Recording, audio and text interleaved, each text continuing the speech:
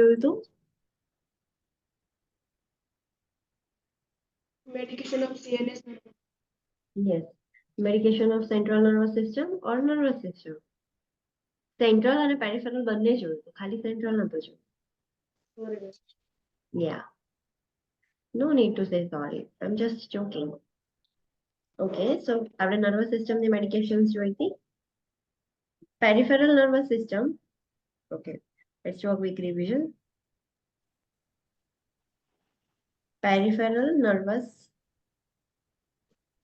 system માં બે parts માં ડિવાઇડ છે. કઈ કઈ? Sensory and motor. Sympathetic, Sympathetic and parasympathetic. sympathetic and parasympathetic. Okay, sympathetic માં કેટલી medications જોઈ આપણે? Two type. Receptor alpha and receptor beta. Agonist Yes. and antagonist. So alpha agonist, alpha antagonist. Yes. Then beta agonist and beta antagonist. એની અંદર બી સબ classification હતી. કઈ હતી? Beta એન્ટાગોનિસ્ટ માં કેવી ડિવાઇડેડ હતી?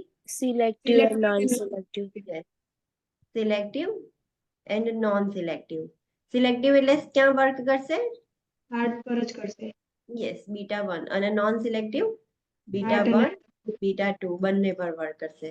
પેરાસિમ્પેથેટિક માં કેટલી મેડિકેશન્સ જોઈ? કઈ કઈ? cholinergic and anticholinergic. Cholinergics and anticholinergic. Okay, that was about peripheral nervous system. Central nervous system માં કઈ કઈ medications જોઈ?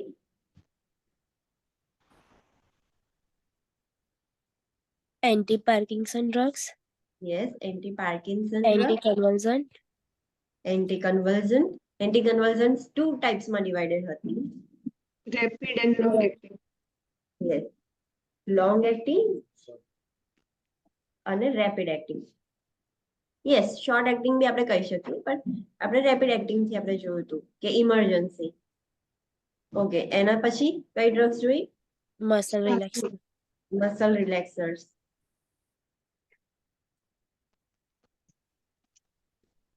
Then cholinergic Drug. yes, cholinergics નથી એ. શું હતું? cholinesterase Cholinesterase inhibitors. inhibitors. yes, તો એ શેના માટે હતી? Memory. Alzheimer's dementia માટે. yes Memory disorder. yes memory માટે, memory improve કરે તો એના માટેની મેડિકેશન જોઈતી. તો this is the brief idea કે નર્વસ સિસ્ટમમાં પેરિફેરલમાં બે ક્લાસિફિકેશન છે, સિમ્પેથેટિક એન્ડ પેરાસિમ્પેથેટિક. સિમ્પેથેટિકમાં alpha beta agonist and agonist છે. પેરાસિમ્પેથેટિકમાં કોલિનર્જિક્સ ને એન્ટીકોલિનર્જિક્સ છે. સેન્ટ્રલ નર્વસ સિસ્ટમમાં પાર્કિન્સન્સની ડિઝીઝની મેડિકેશન્સ છે, કન્વર્ઝનની મેડિકેશન્સ છે, then muscle spasm થઈ જાય એની મેડિકેશન્સ ને મેમરીની, એટલે anti Parkinson's drugs, anti conversion drugs, muscle relaxer drugs.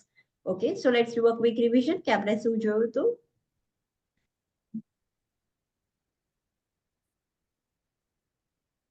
Okay, સો નર્વસ સિસ્ટમ કેવી રીતે વર્ક કરે આપણે જોયું હતું કે સેન્સરી કોઈ ઓર્ગન્સ હોય એમાંથી સેન્સરી નર્વ્સ છે એ પેરિફેરલ નર્વસ સિસ્ટમ સુધી લઈ જશે, પેરિફેરલ નર્વસ થી સેન્ટ્રલ નર્વસ સિસ્ટમમાં જશે, પછી એ કમાન્ડ્સ આપશે, એ કમાન્ડ્સ મોટર નર્વ્સ થી કેરી થશે.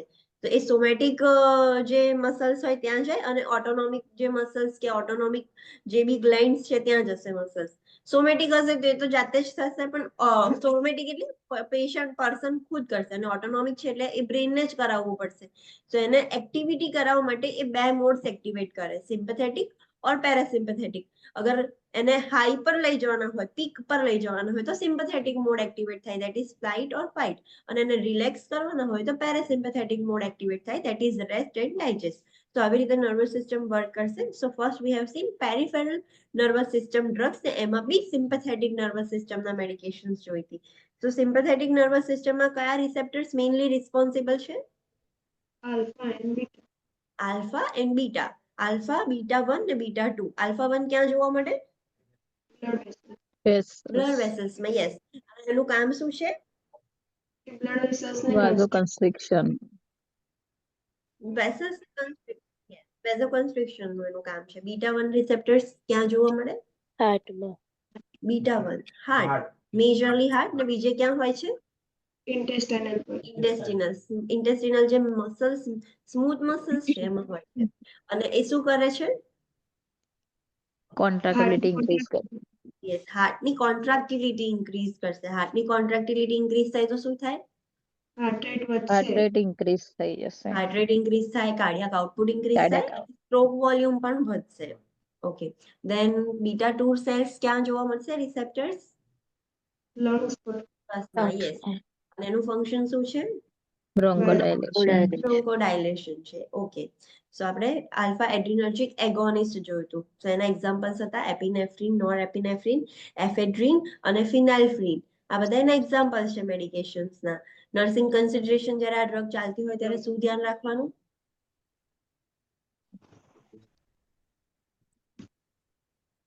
Online students, what nursing consideration you have to remember for these drugs? જોઈને બોલો, વાંધો નહીં. એની adverse effect. Yes, adverse effects related ધ્યાન રાખવાનું. કયા એડવર્સ ઇફેક્ટ્સ થાય છે? Hypertension, tachycardia, enzyme. Hypertension, tachycardia, angina. Tachycardia, angina means? Tachycardia, angina means? Rate increase થશે ત્યારે ચેસ્ટ પેઇન થશે. Yes. હાર્ટ રેટ વધારે હોય ત્યારે ક્લાયન્ટને ચેસ્ટ પેઇન થશે. So that is tachycardia angina. Hyperglycaemia થઈ શકે છે અને નેક્રોસિસ થઈ શકે છે. કેમ?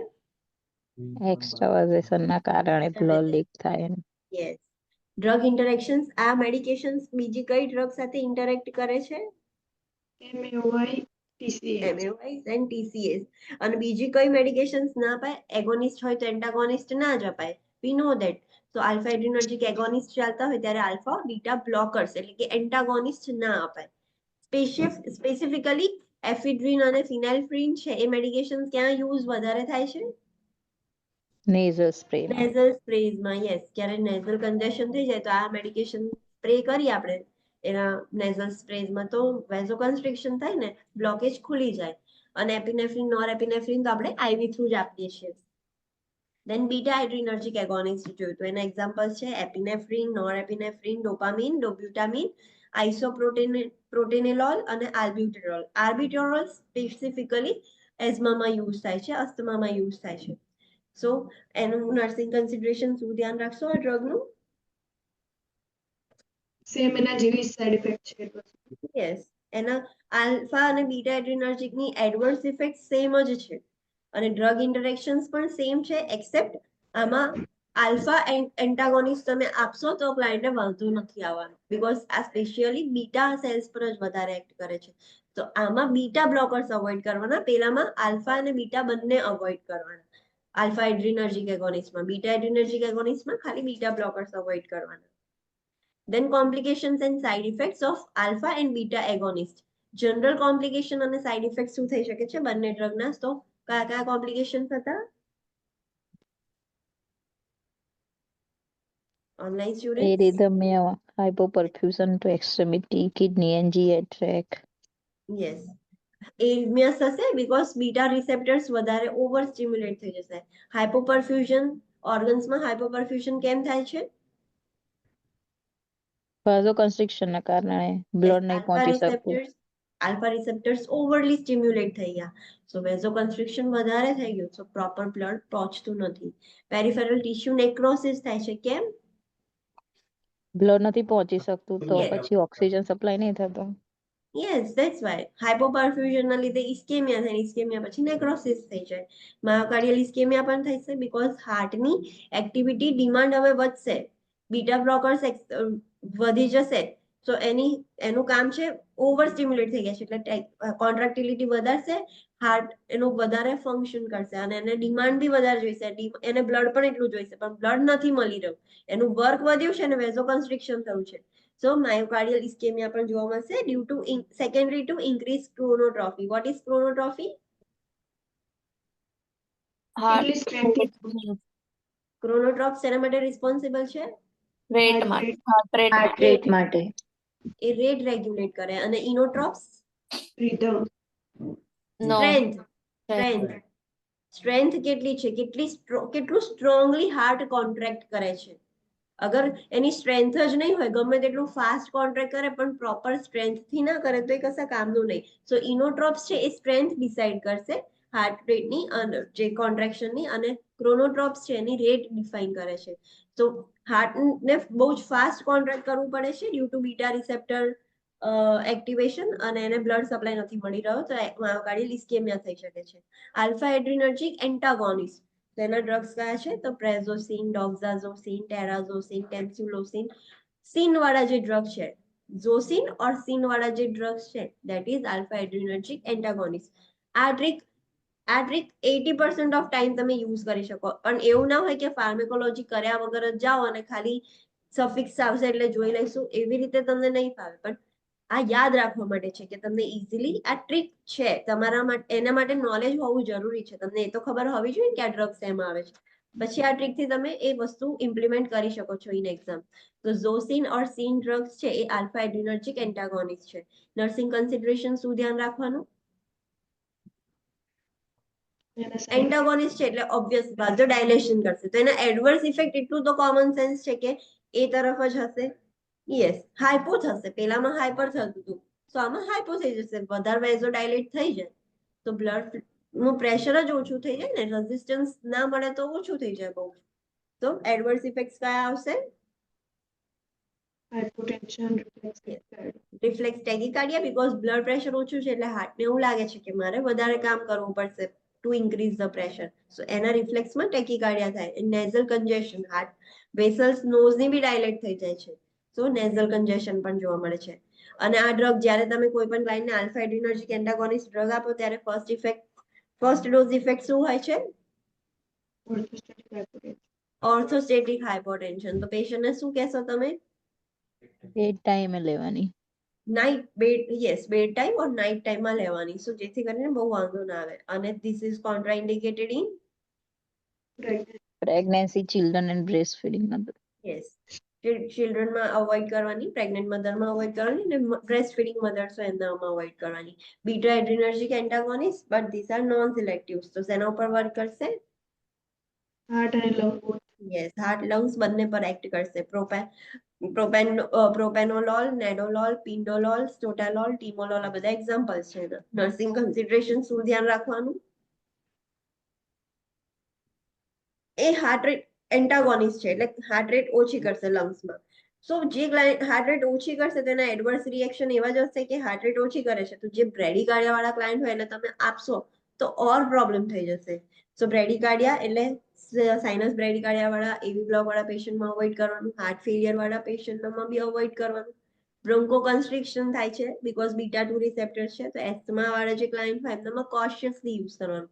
બીજું, જે ગ્લુકોઝનું નવા જે ગ્લુકોઝનું પ્રોડક્શન હોય છે એ બી રિડ્યુસ થઈ જાય છે, તો ડાયાબિટીક વાળા ક્લાયન્ટ હોય તો એમનામાં હાઇપોગ્લાઇસેમિયાના સિમ્ટમ્સ માસ્ક આઉટ થઈ જશે. તો હાઇપોગ્લાઇસેમિયામાં પણ ધ્યાન રાખવાનું, એમનું મેજર કરતું રહેવું પડશે. રીબાઉન્ડ કાર્ડિયાક એક્સાઇટેશન થઈ શકે જો આપણે એબ્રપ્ટલી ડિસકન્ટિન્યુ કરી દઈએ તો. રીબાઉન્ડ કાર્ડિયાક એક્સાઇટેશન મીન્સ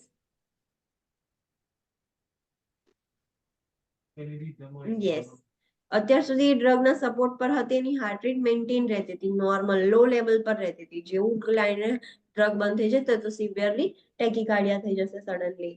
અને આ મેડિકેશનના લીધે મેન્ટલ હેલ્થ કન્ડિશન્સ પણ જોવા મળે છે, લાઈક ડિપ્રેશન્સ ને એવું બધું. તો એ વસ્તુનું ધ્યાન રાખવાનું. બીજો એક ઇમ્પોર્ટન્ટ પોઈન્ટ હતો, એ શું હતો? Regarding allergy. કે જે પેશન્ટને આ ડ્રગ્સ ચાલુ હોય ને એમને ઇમરજન્સીમાં એટ્રોપિન કોઈ વર્ક ના કરે. યસ યસ, બોલો તમે. જ્યારે બી એને આપવામાં આવે ને એકદમ લો કરશે અને આ બી ડોઝ કરે તો બંને જે ઇફેક્ટ આવે ને આવવાની. ઓકે, કોઈ પણ એલર્જી, લાઈફ થ્રેટનિંગ એલર્જી થાય ક્લાયન્ટને તો આપણે પહેલી ડ્રગ ઓફ ચોઇસ છે એપિનેફ્રિન. એપિનેફ્રિન ઓટો ઇન્જેક્ટર્સ ક્લાયન્ટ એની જાતે લઈ શકે. પણ આ જો ક્લાયન્ટને બીટા બ્લોકર્સ ચાલતા હોય તો એપિનેફ્રિન અસર નહીં કરે, બરાબર. જ્યારે એને લાઈફ થ્રેટનિંગ એલર્જી થશે ત્યારે એપિનેફ્રિન વર્ક નહીં કરે. સો એવા ક્લાયન્ટ જે લોકોને ઓલરેડી કોઈક એલર્જી હોય એવા ક્લાયન્ટને બહુ કોશિયસલી આપવાના બીટા બ્લોકર્સ, બીકોઝ બીટા બ્લોકર્સ વધારે લેશે તો એપિનેફ્રિન ફ્યુચરમાં એને એલર્જી થશે તો એપિનેફ્રિન વર્ક જ નહીં કરે. Both are opposite. Epinephrine agonist છે અને બીટા બ્લોકર્સ એન્ટાગોનિસ્ટ છે, તો પછી એ વર્ક જ ના કરવા દે. Then beta adrenergic antagonists, but these are selective. So site of mechanism only heart. હાર્ટમાં. તો ખાલી હાર્ટ પર વર્ક કરશે. તો એના એડવર્સ ઇફેક્ટ શું ધ્યાન રાખવાનું?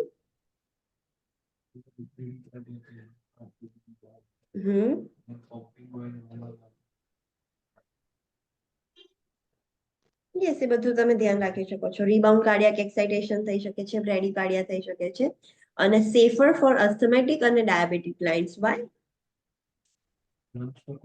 યસ, બીટા 2 રિસેપ્ટર્સ પર એનું ઇફેક્ટ છે જ નહીં. તો અસ્થમેટિક ક્લાયન્ટ્સ ઓર ડાયાબિટીક ક્લાયન્ટને તમે આપી શકો છો. દેન પેરાસિમ્પેથેટિક નર્વસ સિસ્ટમની આપણે ડ્રગ્સ જોઈ હતી. એમાં કઈ હતી? Cholinergic, કોલિનર્જિક્સ anticholinergic. અને એન્ટીકોલિનર્જિક્સ.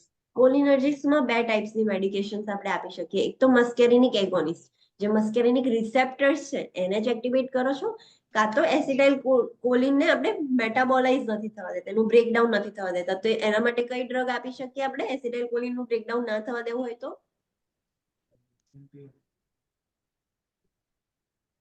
Cholinesterase inhibitors. યસ, કોલિનેસ્ટ્રેઝ નું કામ છે કે એસિટાઇલ કોલિન નું બ્રેકડાઉન કરવું. So આપણે કોલિનેસ્ટ્રેઝ ને જ ઇન્હિબિટ કરી દઈએ એન્ઝાઇમને, તો એસિટાઇલ કોલિન બ્રેકડાઉન જ નહીં થાય. તો બે મેડિકેશન્સ આપી શકીએ છીએ જે કોલિનર્જિક તરીકે વર્ક કરશે. અલ્ટિમેટલી આ બંને મેડિકેશન એસિટાઇલ કોલિન જ વધારશે. તો એના લીધે જે પેરાસિમ્પેથેટિક નર્વસ સિસ્ટમ છે એક્ટિવેટ થશે, રેસ્ટ અને ડાયજેસ્ટ પ્રમોટ થશે. નર્સિંગ કન્સિડરેશન શું ધ્યાન રાખવાનું? Secretions બધું વધી જશે. Lacrimation, urination, yes, bradycardia. Cholinergic side effect બોડીમાં સિક્રેશન્સ વધારશે. સો એ બધું જ ધ્યાન રાખવાનું. બધા જ સિક્રેશન્સ ઇન્ક્રીઝ થઈ જશે, બધું જ ફ્લુઇડ પ્રોડક્શન ઇન્ક્રીઝ થઈ જશે. અને પ્યુપિલ્સમાં કેવા ચેન્જીસ જોવા મળશે? કન્સ્ટ્રિક્ટ થશે. કન્સ્ટ્રિક્ટ થઈ જશે. Yes, that is myosis.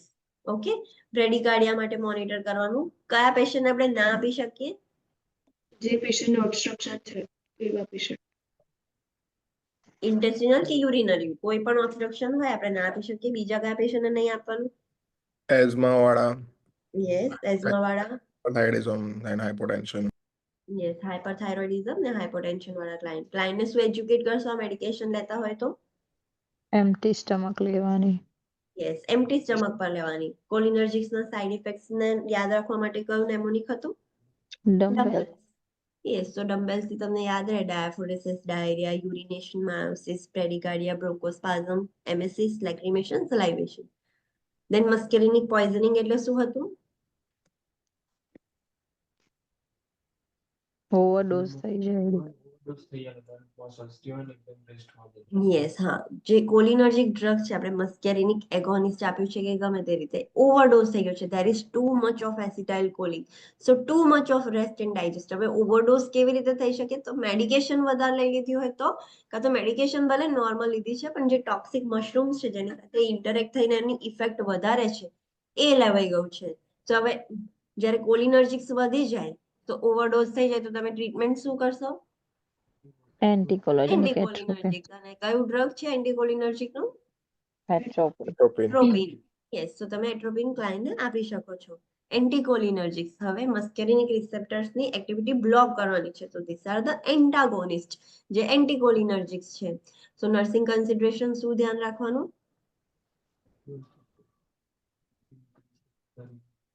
Yes, આઈઓપી increase થઈ જશે. એ તમને કેવી રીતે ખબર પડશે? તો બ્લડ વિઝન, ફોટોફોબિયા થશે. તો કયા પેશન્ટનામાં નહીં આપવાનું? ગ્લુકોમા વાળા પેશન્ટમાં. યસ, બીજું શું થાય? યુરિનરી રિટેન્શન થશે. તો કયા પેશન્ટને બહુ જ કોશિયસલી આલવાનું? Benign hyperplasia. બિનાઇન પ્રોસ્ટેટિક હાઇપરપ્લેશિયા, જેનું પ્રોસ્ટેટ એનલાર્જ થઈ ગયું હોય એવા પેશન્ટને ના અપાય. બ્રોન્કિયલ પ્લગિંગ થાય છે. સો એસ્મા વાળા પેશન્ટ હોય એમનામાં બી કોશિયસલી આપવાનું. અને એના લીધે બીજા કયા એડવર્સ ઇફેક્ટ જોવા મળે એન્ટીકોલિનર્જિક્સના? Constipation, xerostomia. What is xerostomia? Dry mouth. Dry mouth. Tachycardia and anhidrosis. What is anhidrosis? Sweating ના થાય. Yes, sweat production બંધ થઈ ગયું છે. Yes, અને hypohidrosis ડિક્રીઝ થઈ ગયું. decrease થઈ ગયું છે. Yes. કયા પેશન્ટને નહીં આપી એન્ટીકોલિનર્જિક્સ? માયસ્થેનિયા ગ્રેવિસ ગ્લુકોમા વાળા પેશન્ટને યુરિનરી ટ્રેક ઇન્ટેસ્ટાઇન ઓબ્સ્ટ્રક્શન હોય ઓબ્સ્ટ્રક્શન અને ટેકીકાર્ડિયા વાળા પેશન્ટને નહીં આપી શકીએ આપણે. એન્ટીકોલિનર્જિક ટોક્સિસિટી કેવી રીતે યાદ રાખશો? બહુ જ વધારે થઈ જાય તો ક્લાયન્ટ એકદમ હોટ થઈ જશે, ડ્રાયનેસ જોવા મળશે આખી બોડીમાં, આઈઝ ને બધું જ રેડ થઈ જશે, સ્કિન બધું જ રેડનેસ જોવા મળશે, બ્લાઇન્ડ કેમ? બીકોઝ આઈઓપી ઇન્ક્રીઝ થઈ જાય છે એટલા માટે. અને મેડ એકદમ ઇરિટેબલ, આમ અગ્રેસિવ ઇરિટેબલ એવું થઈ જશે. સો ધીસ આર ધ નેમ્સ કે જેનાથી તમને ઇઝીલી યાદ રહી શકે. એન્ટીકોલિનર્જિક ટોક્સિસિટી થાય તો શું કરશો તમે? ફર્સ્ટ એક્ટિવેટેડ ચારકોલ થી રિડીઝ કરવાનો ટ્રાય કરવાનો. યસ, ચારકોલ આપવાથી શું થશે? એબ્ઝોર્પ્શન નહીં. એબ્સોર્પ્શન ડિક્રીઝ થઈ જશે. યસ, બોડીમાં એબ્ઝોર્બ નહીં થવા દે, બધું જ ચારકોલ જ એબ્ઝોર્બ કરી લેશે ડ્રગ. અને પછી આપણે લવાજ થ્રુ કે વોમિટિંગ થ્રુ એ ચારકોલ તો બહાર જ કઢાઈ દઈએ છીએ એટલે બોડીમાં એબ્ઝોર્બ ના થાય. અને ટ્રીટમેન્ટ માટે શું કરશો? મેડિકેશન ડોટ આપીશું. કોલિનર્જિક આપવાનો એન્ટાઇડોટ. કોલિનર્જિક્સ આપવાના. કઈ મેડિકેશન? ફાઇસોસ્ટિગ્મિન. યસ, સો એ મેડિકેશન આપી શકીએ છીએ, એનો એન્ટીડોટ છે. યસ. દેન સેન્ટ્રલ નર્વસ સિસ્ટમની ડ્રગ્સ જોઈતી. કઈ કઈ ડ્રગ્સ જોઈતી આપણે? Yes antiparkinson. Yes. Anti Parkinson's drugs કેવી રીતે ખબર પડશે કે એન્ટી પાર્કિન્સન્સ ડ્રગ છે? ડોપા. યસ, તો સફિક્સ શું છે? ડોપા વાળા જે સફિક્સના ડ્રગ્સ છે that is anti Parkinson drug. Memory માટેના ડ્રગ્સ કોલિનેસ્ટ્રેસ ઇન્હિબિટર્સ જે આપણે કોલિનર્જિક્સ જોઈએ ને એ જ થશે. એન્ટી કન્વલ્શન્સ બે ટાઈપના છે, લોંગ ટર્મ જે લોંગ ટર્મ મેનેજમેન્ટ માટે ઘરે લઈ શકે છે, અને રેપિડ એક્ટિંગ મેડિકેશન્સ જોઈતી. રેપિડ એક્ટિંગ મેડિકેશન્સમાં કઈ હતી મેડિકેશન્સ? ડાયઝેપામ, લોરાઝેપામ. ડાયઝેપામ. જે પેમ વાળી છે આપણે મેન્ટલ હેલ્થ નર્સિંગમાં જોઈશું એ લેમ ને પેમ વાળી મેડિકેશન્સ, બટ અત્યારે આપણે આમાં લોરેઝેપામ, ડાયઝેપામ એ યાદ રાખીશું. અને મસલ સ્પાઝમ માટેની મેડિકેશન્સ જોઈતી, ધેટ ઇઝ ધ મસલ રિલેક્સર્સ. તો લીવોડોપા, કાર્બિડોપા, એમાં નર્સિંગ કન્સિડરેશન શું ધ્યાન રાખવાનું જ્યારે એન્ટી પાર્કિન્સન્સ મેડિકેશન ચાલતી હોય ત્યારે? એની ઇફેક્ટ સડન નહીં આવે, મતલબ મંથ્સ લાગશે એની ઇફેક્ટ આવે. યસ, અને એટલે ક્લાયન્ટને આપણે કહેવાનું કે you have to take the medication, એની અસર થતા વાર લાગશે. પછી જ્યારે લોંગ ટાઈમથી લેતું હશે ક્લાયન્ટ, બહુ જ લોંગ ટાઈમથી, તો શું થશે મેડિકેશન? ઇફેક્ટ ઓછી થઈ જશે એની. યસ, અસર નહીં કરે, એની ઇફેક્ટ્સ ઓછી થઈ જશે, વિયર ઓફ થઈ જશે એના ઇફેક્ટ્સ. પછી એના સાઇડ ઇફેક્ટ શું છે? નોઝિયા. નાઉઝિયા એન્ડ વોમિટિંગ. તો ક્લાયન્ટને શું કહેવાનું? યસ, લો ફેટ ડાયટ જોડે મેડિકેશન્સ લેવાની, લો પ્રોટીન ફૂડ લેવાના. અને બીજું શું થઈ શકે છે આ મેડિકેશનથી? પોસ્ટરલ હાઇપરટેન્શન થઈ શકે. યસ, તો ક્લાયન્ટને શું એડવાઇસ કરશો તમે? સ્લોલી મૂવ કરવાનું, ચેન્જિંગ પોઝિશન કરતા હોય ત્યારે. સ્લોલી પોઝિશન ચેન્જ કરવાની.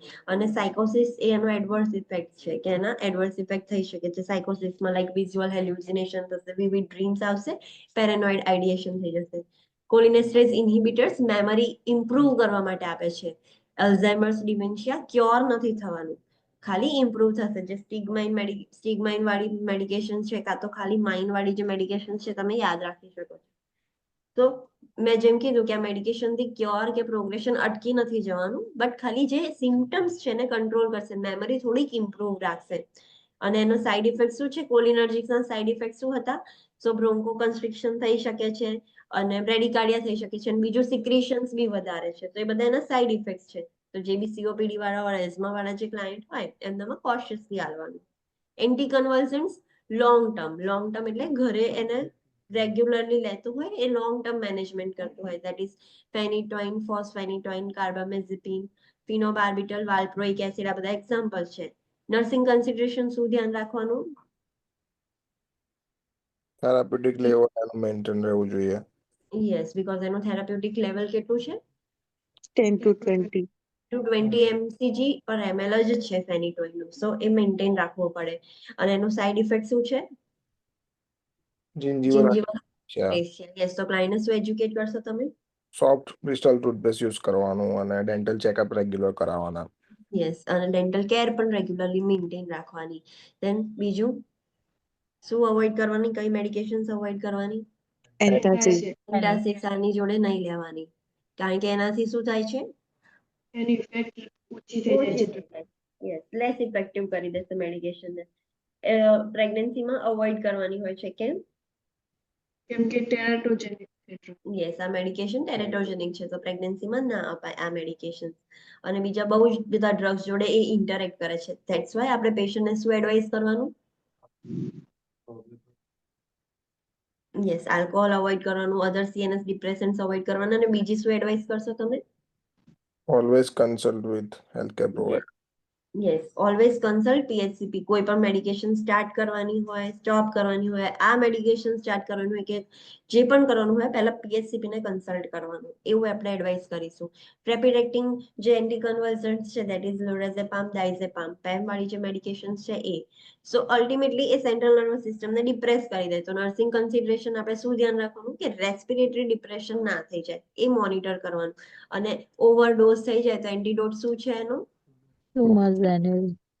So એનો એન્ટીડોટ છે મસલ રિલેક્સર્સ, બેક્લોફેન, ડેન્ટ્રોલિન, સાયક્લોબેન્ઝાપ્રીન, એ બધા એના મસલ રિલેક્સર્સ છે જે સ્પાઝમને ઓછું કરે છે. સો નર્સિંગ કન્સિડરેશન શું ધ્યાન રાખવાની? ઓકે, હા, એબ્રપ્ટલી ડિસકન્ટિન્યુ નહીં કરવાની. ધેન રિલેક્સ કરી દે સેન્ટ્રલ નર્વસ સિસ્ટમને તો શું શું થઈ શકે? Chances of fall down. So drowsiness, dizziness, weakness ના લીધે ડિઝીનેસ, ડ્રાઉઝીનેસ, વીકનેસ, હાઇપોટેન્શન, બ્રેડિકાર્ડિયા, બ્રેડિપનિયા બધું જ ઓછું થઈ જશે. સો એ બધું ધ્યાન રાખવાનું, એના સાઇડ ઇફેક્ટ થઈ શકે છે. અને ઓલરેડી આ બધું ડાઉન કરે છે, રિલેક્સ કરે છે બોડીને. તો આલ્કોહોલ અને બીજા CNS ડિપ્રેશન્સ જોડે આપણે આપી શકીએ? ના અપાય. વી have two avoid alcohol or other CNS ડિપ્રેશન્સ. તો that is all about nervous system medication. Clear? બધું જ ખબર પડી? Yes, અત્યારે yes. નવું છે તો આઈ કેન અન્ડરસ્ટેન્ડ કે તમને એટલું ઇઝીલી યાદ નહીં રહે, બટ ટ્રાય ટુ રિમેમ્બર. તમારી નોટ્સ બનાવો, તમને જે રીતે અન્ડરસ્ટેન્ડ થતું હોય એ રીતે તમે તમારી નોટ્સ બનાવી શકો છો. In last I will show કે મને કેવી રીતે યાદ રહેતું હતું, મેં કેવી રીતે નોટ્સ બનાવી હતી વેન આઈ વોઝ સ્ટુડન્ટ. સો તમે તમારા અકોર્ડિંગ નોટ્સ બનાવી શકો છો. પીપીટી તમને મળશે, પણ તમે ખાલી પીપીટી પર રિલાય રહેશો ને, તમે તમારી રીતે લખ્યું હશે ને તમારા હેન્ડ રિટન નોટ્સમાં, તો તમને એ ઇઝીલી યાદ રહે, બીકોઝ તમે ખુદ બનાવ્યું છે. બીજાનું બનાવેલું તમે ડાયરેક્ટલી રેડીમેડ લઈ લેશો તો તમને એટલું ઇઝીલી યાદ નહીં રહે. તો મેક નોટ્સ કે જેથી કરીને તમને ઇઝીલી યાદ રહી જાય મેડિકેશન. નેક્સ્ટ છે ગેસ્ટ્રોઇન્ટેસ્ટિનલ સિસ્ટમ. ગેસ્ટ્રોઇન્ટેસ્ટિનલ સિસ્ટમમાં મેઇનલી કયા ડ્રગ્સ છે? તો let's see. So drugs for peptic ulcer disease. Peptic ulcer disease માટેના ડ્રગ્સ છે. એટલે આ બધા જ ડ્રગ્સ એવા હશે કે જે એસિડિટીને રિલીવ કરતા હોય. સો H2 એન્ટાગોનિસ્ટ. H2 રિસેપ્ટર્સ ક્યાં હતા? આપણે જોયું હતું પહેલા રેસ્પિરેટરી સિસ્ટમ. H2 રિસેપ્ટર્સ ક્યાં જોવા મળતા હતા? H2 અને H1 એવી રીતે બે રિસેપ્ટર્સ હતા. સો H2 રિસેપ્ટર્સ મેજરલી ક્યાં મળતા હતા? gastric secretion. Yes, Stomach gastric acid. સ્ટમકમાં હતા. યસ, તો એ શેના માટે રિસ્પોન્સિબલ છે? H2 રિસેપ્ટર શું કરાવતા હતા? સ્ટમકનું સિક્રેશન. એસિડ સિક્રેશન કરાવવામાં હેલ્પફુલ હતા. એસિડનું સિક્રેશન કરતા હતા. સો એન્ટાગોનિસ્ટ આપીશું તો શું થશે? નહીં થાય સિક્રેશન. યસ, એસિડનું સિક્રેશન નહીં થાય. સો ધીસ ઇઝ H2 એન્ટાગોનિસ્ટ, જે અલ્ટિમેટલી H2 રિસેપ્ટર જે સ્ટમકમાં હતા, જે સિક્રેશન એસિડના સિક્રેશનનું હેલ્પફુલ કરતા હતા, એ સિક્રેશન જ સ્ટોપ કરી દેશે, ઇન્હિબિટ કરી દેશે. ધેન પ્રોટોન પંપ ઇન્હિબિટર, એ આપણે જોઈશું આગળ. નેક્સ્ટ છે મ્યુકોઝલ પ્રોટેક્ટન્ટ. મ્યુકોઝલ મેમ્બ્રેન ક્યાં હોય? સ્ટમકમાં હોય. યસ, જેટલા બી ઇન્ટરનલ ઓર્ગન્સ છે એને મેમ્બ્રેન હોય. તો આપણે અત્યારે સ્ટમકનું જોઈએ છે, તો સ્ટમકની ઉપર એક મ્યુકોઝલ લેયર હોય, જે સ્ટમકનું જે હાઈલી એસિડિક જે સિક્રેશન છે HCl એનાથી બચાવે છે સ્ટમકને. તો જ્યારે અલ્સર્સ ને એવું બધું થયું હોય ત્યારે એ મ્યુકોઝલ પ્રોટેક્ટન્ટ એક મ્યુકોઝલ લેયર કરી દેશે કે જેથી કરીને સ્ટમક પ્રોટેક્ટ રહે. અને બીજું છે એન્ટાસિડ્સ. એ એસિડ્સ ને બેલેન્સ કરશે. એન્ટાસિડ શું કરશે કે પેલું એસિડ છે અને બેઝ ભેગું થઈ જશે તો ન્યુટ્રલાઇઝ થઈ જશે, સોલ્ટ્સ બની જશે. એસિડ બેઝ ભેગું થઈ જાય તો that is antacids. So peptic ulcer disease માટે કેટલા ક્લાસિફિકેશનની મેડિકેશન્સ છે? H2 receptor antagonist, proton pump inhibitor એટલે કે PPIs, મ્યુકોઝલ પ્રોટેક્ટન્ટ અને એન્ટાસિડ્સ. આ ચાર મેડિકેશન્સ એસિડિટીમાં કાં તો એવા કોઈ ડિઝીઝ જેમાં અલ્સર્સ થયા છે, પેપ્ટિક અલ્સર ડિઝીઝ, એવા કન્ડિશનમાં આપણે આપીએ છીએ. લેક્ઝેટિવ્સ. What is લેક્ઝેટિવ્સ? લેક્ઝેટિવ્સ એટલે શું? જે કોન્સ્ટિપેશન માં આપીએ છીએ તે મતલબ સ્ટૂલ સ્મૂથન Stool ને કરવા માટે pass હાર્ડ થઈ ગયું હોય તો યસ, સ્ટૂલ ને પાસ કરાવવા માટે આપીએ. સો લેક્ઝેટિવ્સ કેટલા ટાઈપના છે? સો લેક્ઝેટિવ્સ ટોટલ ફર્સ્ટ છે બલ્ક ફોર્મિંગ. બલ્ક ફોર્મિંગ એટલે એનું નેમ જ કે છે બલ્ક ફોર્મિંગ એટલે શું? સોફ્ટ બલ્ક ફોર્મ કરે. યસ, સ્ટૂલ નું બલ્ક કરશે. સ્ટૂલ બલ્કમાં આવશે તો જ પેરિસ્ટાલસિસ મૂવમેન્ટ સ્ટાર્ટ થશે અને પાસ થશે. તો એ બલ્ક વધારવામાં હેલ્પ કરે. સરફેક્ટન્ટ એટલે શું કરશે? સ્મૂથ કરશે. પર મતલબ યસ, એને સ્મૂથ પાસ કરાવશે. અને સ્ટિમ્યુલન્ટ બી સ્ટૂલ પાસ કરાવવામાં હેલ્પ કરશે. ઓસ્મોટિક એટલે કે બધું ફ્લુઇડ છે જે ઇન્ટેસ્ટાઇનમાં ઇન્ટેસ્ટાઇનમાં શું થાય, સ્ટૂલમાંથી બધું ફ્લુઇડ એબ્સોર્બ થઈ જાય, રીએબ્સોર્બ થઈ જાય બોડીમાં. સો ઓસ્મોટિક શું કરાવશે? ઓસ્મોટિક લેક્ઝેટિવ્સ બધું ફ્લુઇડ પાછું ને પાછું સ્ટૂલમાં લાવશે અને સ્ટૂલને થીન કરી દેશે. એનું જે બહુ જ થીક થઈ ગયું છે, જે પાસ નથી થઈ શકતું કોન્સ્ટિપેશનમાં, એને થીન કરી દેશે અને પાસ કરાવવામાં હેલ્પ કરશે. So this are the laxatives. Bulk forming, surfactant, stimulant અને ઓસ્મોટિક આ બધા લેક્ઝેટિવ્સ છે. પછી એન્ટી ડાયરિયલ ડ્રગ્સ છે. ઓબ્વિયસલી જીઆઈ સિસ્ટમમાં ડાયરિયાનો પ્રોબ્લેમ હોય સો એન્ટી ડાયરિયલ ડ્રગ્સ ડાયરિયાને સ્ટોપ કરશે. એન્ટી એમેટિક શું કરશે? વોમિટિંગ વોમિટિંગને સ્ટોપ કરશે. તો એન્ટી એમેટિક પણ 2 ટાઈપ્સના એન્ટી એમેટિક્સ છે, સિરોટોનિન એન્ટાગોનિસ્ટ અને ડોપામિન એન્ટાગોનિસ્ટ. આપણે જોયું હતું ડોપામિનની ને બધાની એડવર્સ ઇફેક્ટ, નોઝિયા, વોમિટિંગ ને એવું હતું ને, તો એના એન્ટાગોનિસ્ટ છે. સો સિરોટોનિન એન્ટાગોનિસ્ટ વોમિટિંગ સ્ટોપ કરાવે. ડોપામિન એન્ટાગોનિસ્ટ અને સિરોટોનિન એન્ટાગોનિસ્ટ આ બધા જ વોમિટિંગને સ્ટોપ કરશે.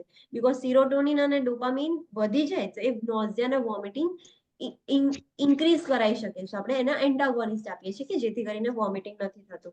સો in GI system mainly peptic અલ્સરની મેડિકેશન્સ છે, લેક્ઝેટિવ અને એન્ટી એમેટિક. આટલા જ ક્લાસિફિકેશન છે. 4 ક્લાસિફિકેશનની મેડિકેશન્સ છે. પણ પેપ્ટિક અલ્સરની બી સબ ક્લાસિફિકેશન છે, એમાં 4 ટાઈપ્સ જોઈશું. લેક્ઝેટિવમાં બી 4 ટાઈપ્સ છે અને એન્ટી એમેટિક્સમાં 2 ટાઈપ્સ છે. So let's see one by one. First આપણે પેપ્ટિક અલ્સર મેડિકેશન્સ સ્ટાર્ટ કરીએ. સો એમાં ફર્સ્ટ છે પેપ્ટિક અલ્સર મેડિકેશન્સ છે. એના જે 4 ક્લાસિફિકેશન છે એના એક્ઝામ્પલ્સ આપ્યા છે કે જે H2 રિસેપ્ટર એન્ટાગોનિસ્ટ છે એમાં ટીડીન વાળા જે ડ્રગ્સ છે એ બધા H2 રિસેપ્ટર એન્ટાગોનિસ્ટ છે. ફેમોટિડિન, સિમેટિડિન, નિઝાટિડિન. પછી જે પ્રાઝોલ વાળા ડ્રગ્સ છે એ બધા પીપીઆઈસ છે, પ્રોટોન પંપ ઇન્હિબિટર્સ. ઓમેપ્રાઝોલ, લોસેનોપ્રાઝોલ, પેન્ટોપ્રાઝોલ એ બધા પ્રોટોન પંપ ઇન્હિબિટર છે. અને આ એન્ટાસિડ્સ કયા છે? તો calcium carbonate, magnesium hydroxide, bismuth salicylate આ બધા એન્ટાસિડ્સ છે. પછી આપણે મ્યુકોઝલ પ્રોટેક્ટન્ટ જોયા હતા. સો એ જીઆઈ પ્રોટેક્ટન્ટ કહેવાય. તો એમાં કયું ડ્રગ છે? સુક્રાલ્ફેટ. એક જ ડ્રગ છે mucosal protectant. So this are the medications. આપણે ડિટેલમાં જોઈશું.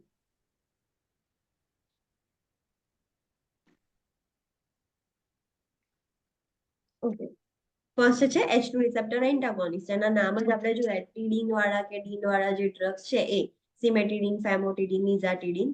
ઇન્ડિકેશન્સ કયા પેશન્ટને આપણે આપી શકીએ? તો ગેસ્ટ્રિક એન્ડ ડિયોડિનલ અલ્સર્સ હોય એવા પેશન્ટને આપણે આપી શકીએ છીએ. જીઈઆરડી હોય, ગેસ્ટ્રોઇસોફેજિયલ રિફ્લક્સ ડિઝીઝ, એમને આપી શકીએ છીએ. Zollinger Ellison syndrome. What is Zollinger Ellison syndrome? સ્ટમકમાં ટુ મચ એસિડ પ્રોડક્શન થઈ જાય અને એના લીધે પછી પેપ્ટિક અલ્સર ને બીજું અધર પ્રોબ્લેમ્સ થાય. યસ યસ, ઝોલિંગર એલિસન સિન્ડ્રોમમાં સ્ટમકની અંદર ડ્યુ ટુ સમ ટ્યુમર એના લીધે એટલું બધું એક્સેસિવ એસિડ પ્રોડક્શન થાય છે કે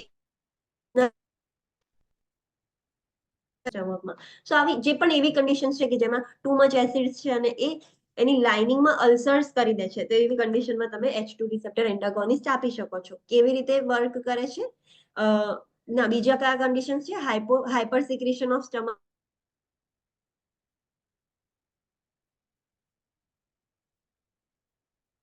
or ASA use and GI distress. NSAIDs અને ASA ના લીધે શું થતું હતું? અલ્સર થતા હતા. અલ્સર્સ થતા હતા. યસ, સ્ટમક અલ્સર્સ થતા હતા. તો ક્રોનિક બહુ જ લોંગ ટાઈમથી એ યુઝ કરતા હોય તો એમને અલ્સર્સ થઈ ગયા હોય ત્યારે પણ તમે H2 રિસેપ્ટર એન્ટાગોનિસ્ટ આપી શકો છો. GI ડિસ્ટ્રેસ હોય, GI કન્ડિશન્સ મતલબ પ્રોપરલી વર્ક ના કરતું હોય GI સિસ્ટમ, સો એવી બધી કન્ડિશન્સમાં પણ તમે આ મેડિકેશન આપી શકો છો. કેવી રીતે વર્ક કરે છે? એક્શન શું છે?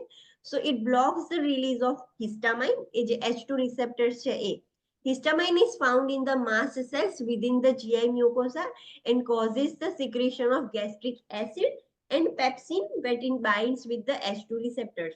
Mast cells જ્યારે કોઈ પણ પેલું એન્ટીજન એલર્જન રિએક્શન હતું માસ્ટ સેલ્સ ની અંદરથી હિસ્ટામાઇન રિલીઝ થતું હતું. હિસ્ટામાઇન શું કરશે H2 રિસેપ્ટર જોડે બાઇન્ડ થઈ જશે અને એસિડનું સિક્રીશન કરાવશે, ગેસ્ટ્રિક એસિડ અને પેપ્સિનનું સિક્રીશન કરાવશે જે ડાયજેશન માટે જરૂરી છે, પણ એ બહુ જ વધારે સિક્રીટ થઈ જાય છે એટલા માટે. when blocked acid secretion is blocked. જ્યારે H2 હિસ્ટામાઇન જ બ્લોક થઈ જશે તો એ H2 રિસેપ્ટર જોડે બાઇન્ડ જ નહીં થાય, એ બાઇન્ડ જ નહીં થાય તો એસિડનું સિક્રીશન જ નહીં થાય. સો અલ્ટિમેટલી H2 એન્ટાગોનિસ્ટ શું કરે છે? એસિડ સિક્રીશનને બ્લોક કરે છે. Remember this point because proton pump ઇન્હિબિટરમાં જુદું આવશે. So H2 receptor antagonist acid સિક્રીશનને બ્લોક કરે છે, સિક્રીશન નથી થવા દેતું. નર્સિંગ કન્સિડરેશન શું ધ્યાન રાખવાની? Monitor CBC and kidney function. Because આ મેડિકેશન થી એવું રિસર્ચ થયેલી છે કે એવું બિલીવ કરવામાં આવે છે કે આ મેડિકેશન તમારા બોન મેરોને સપ્રેસ કરે છે, તો પ્રોપરલી બધા સેલ્સ પ્રોડ્યુસ નહીં થાય એટલા માટે CBC પણ મોનિટર કરવાનું અને kidney function because eliminate kidney C થશે.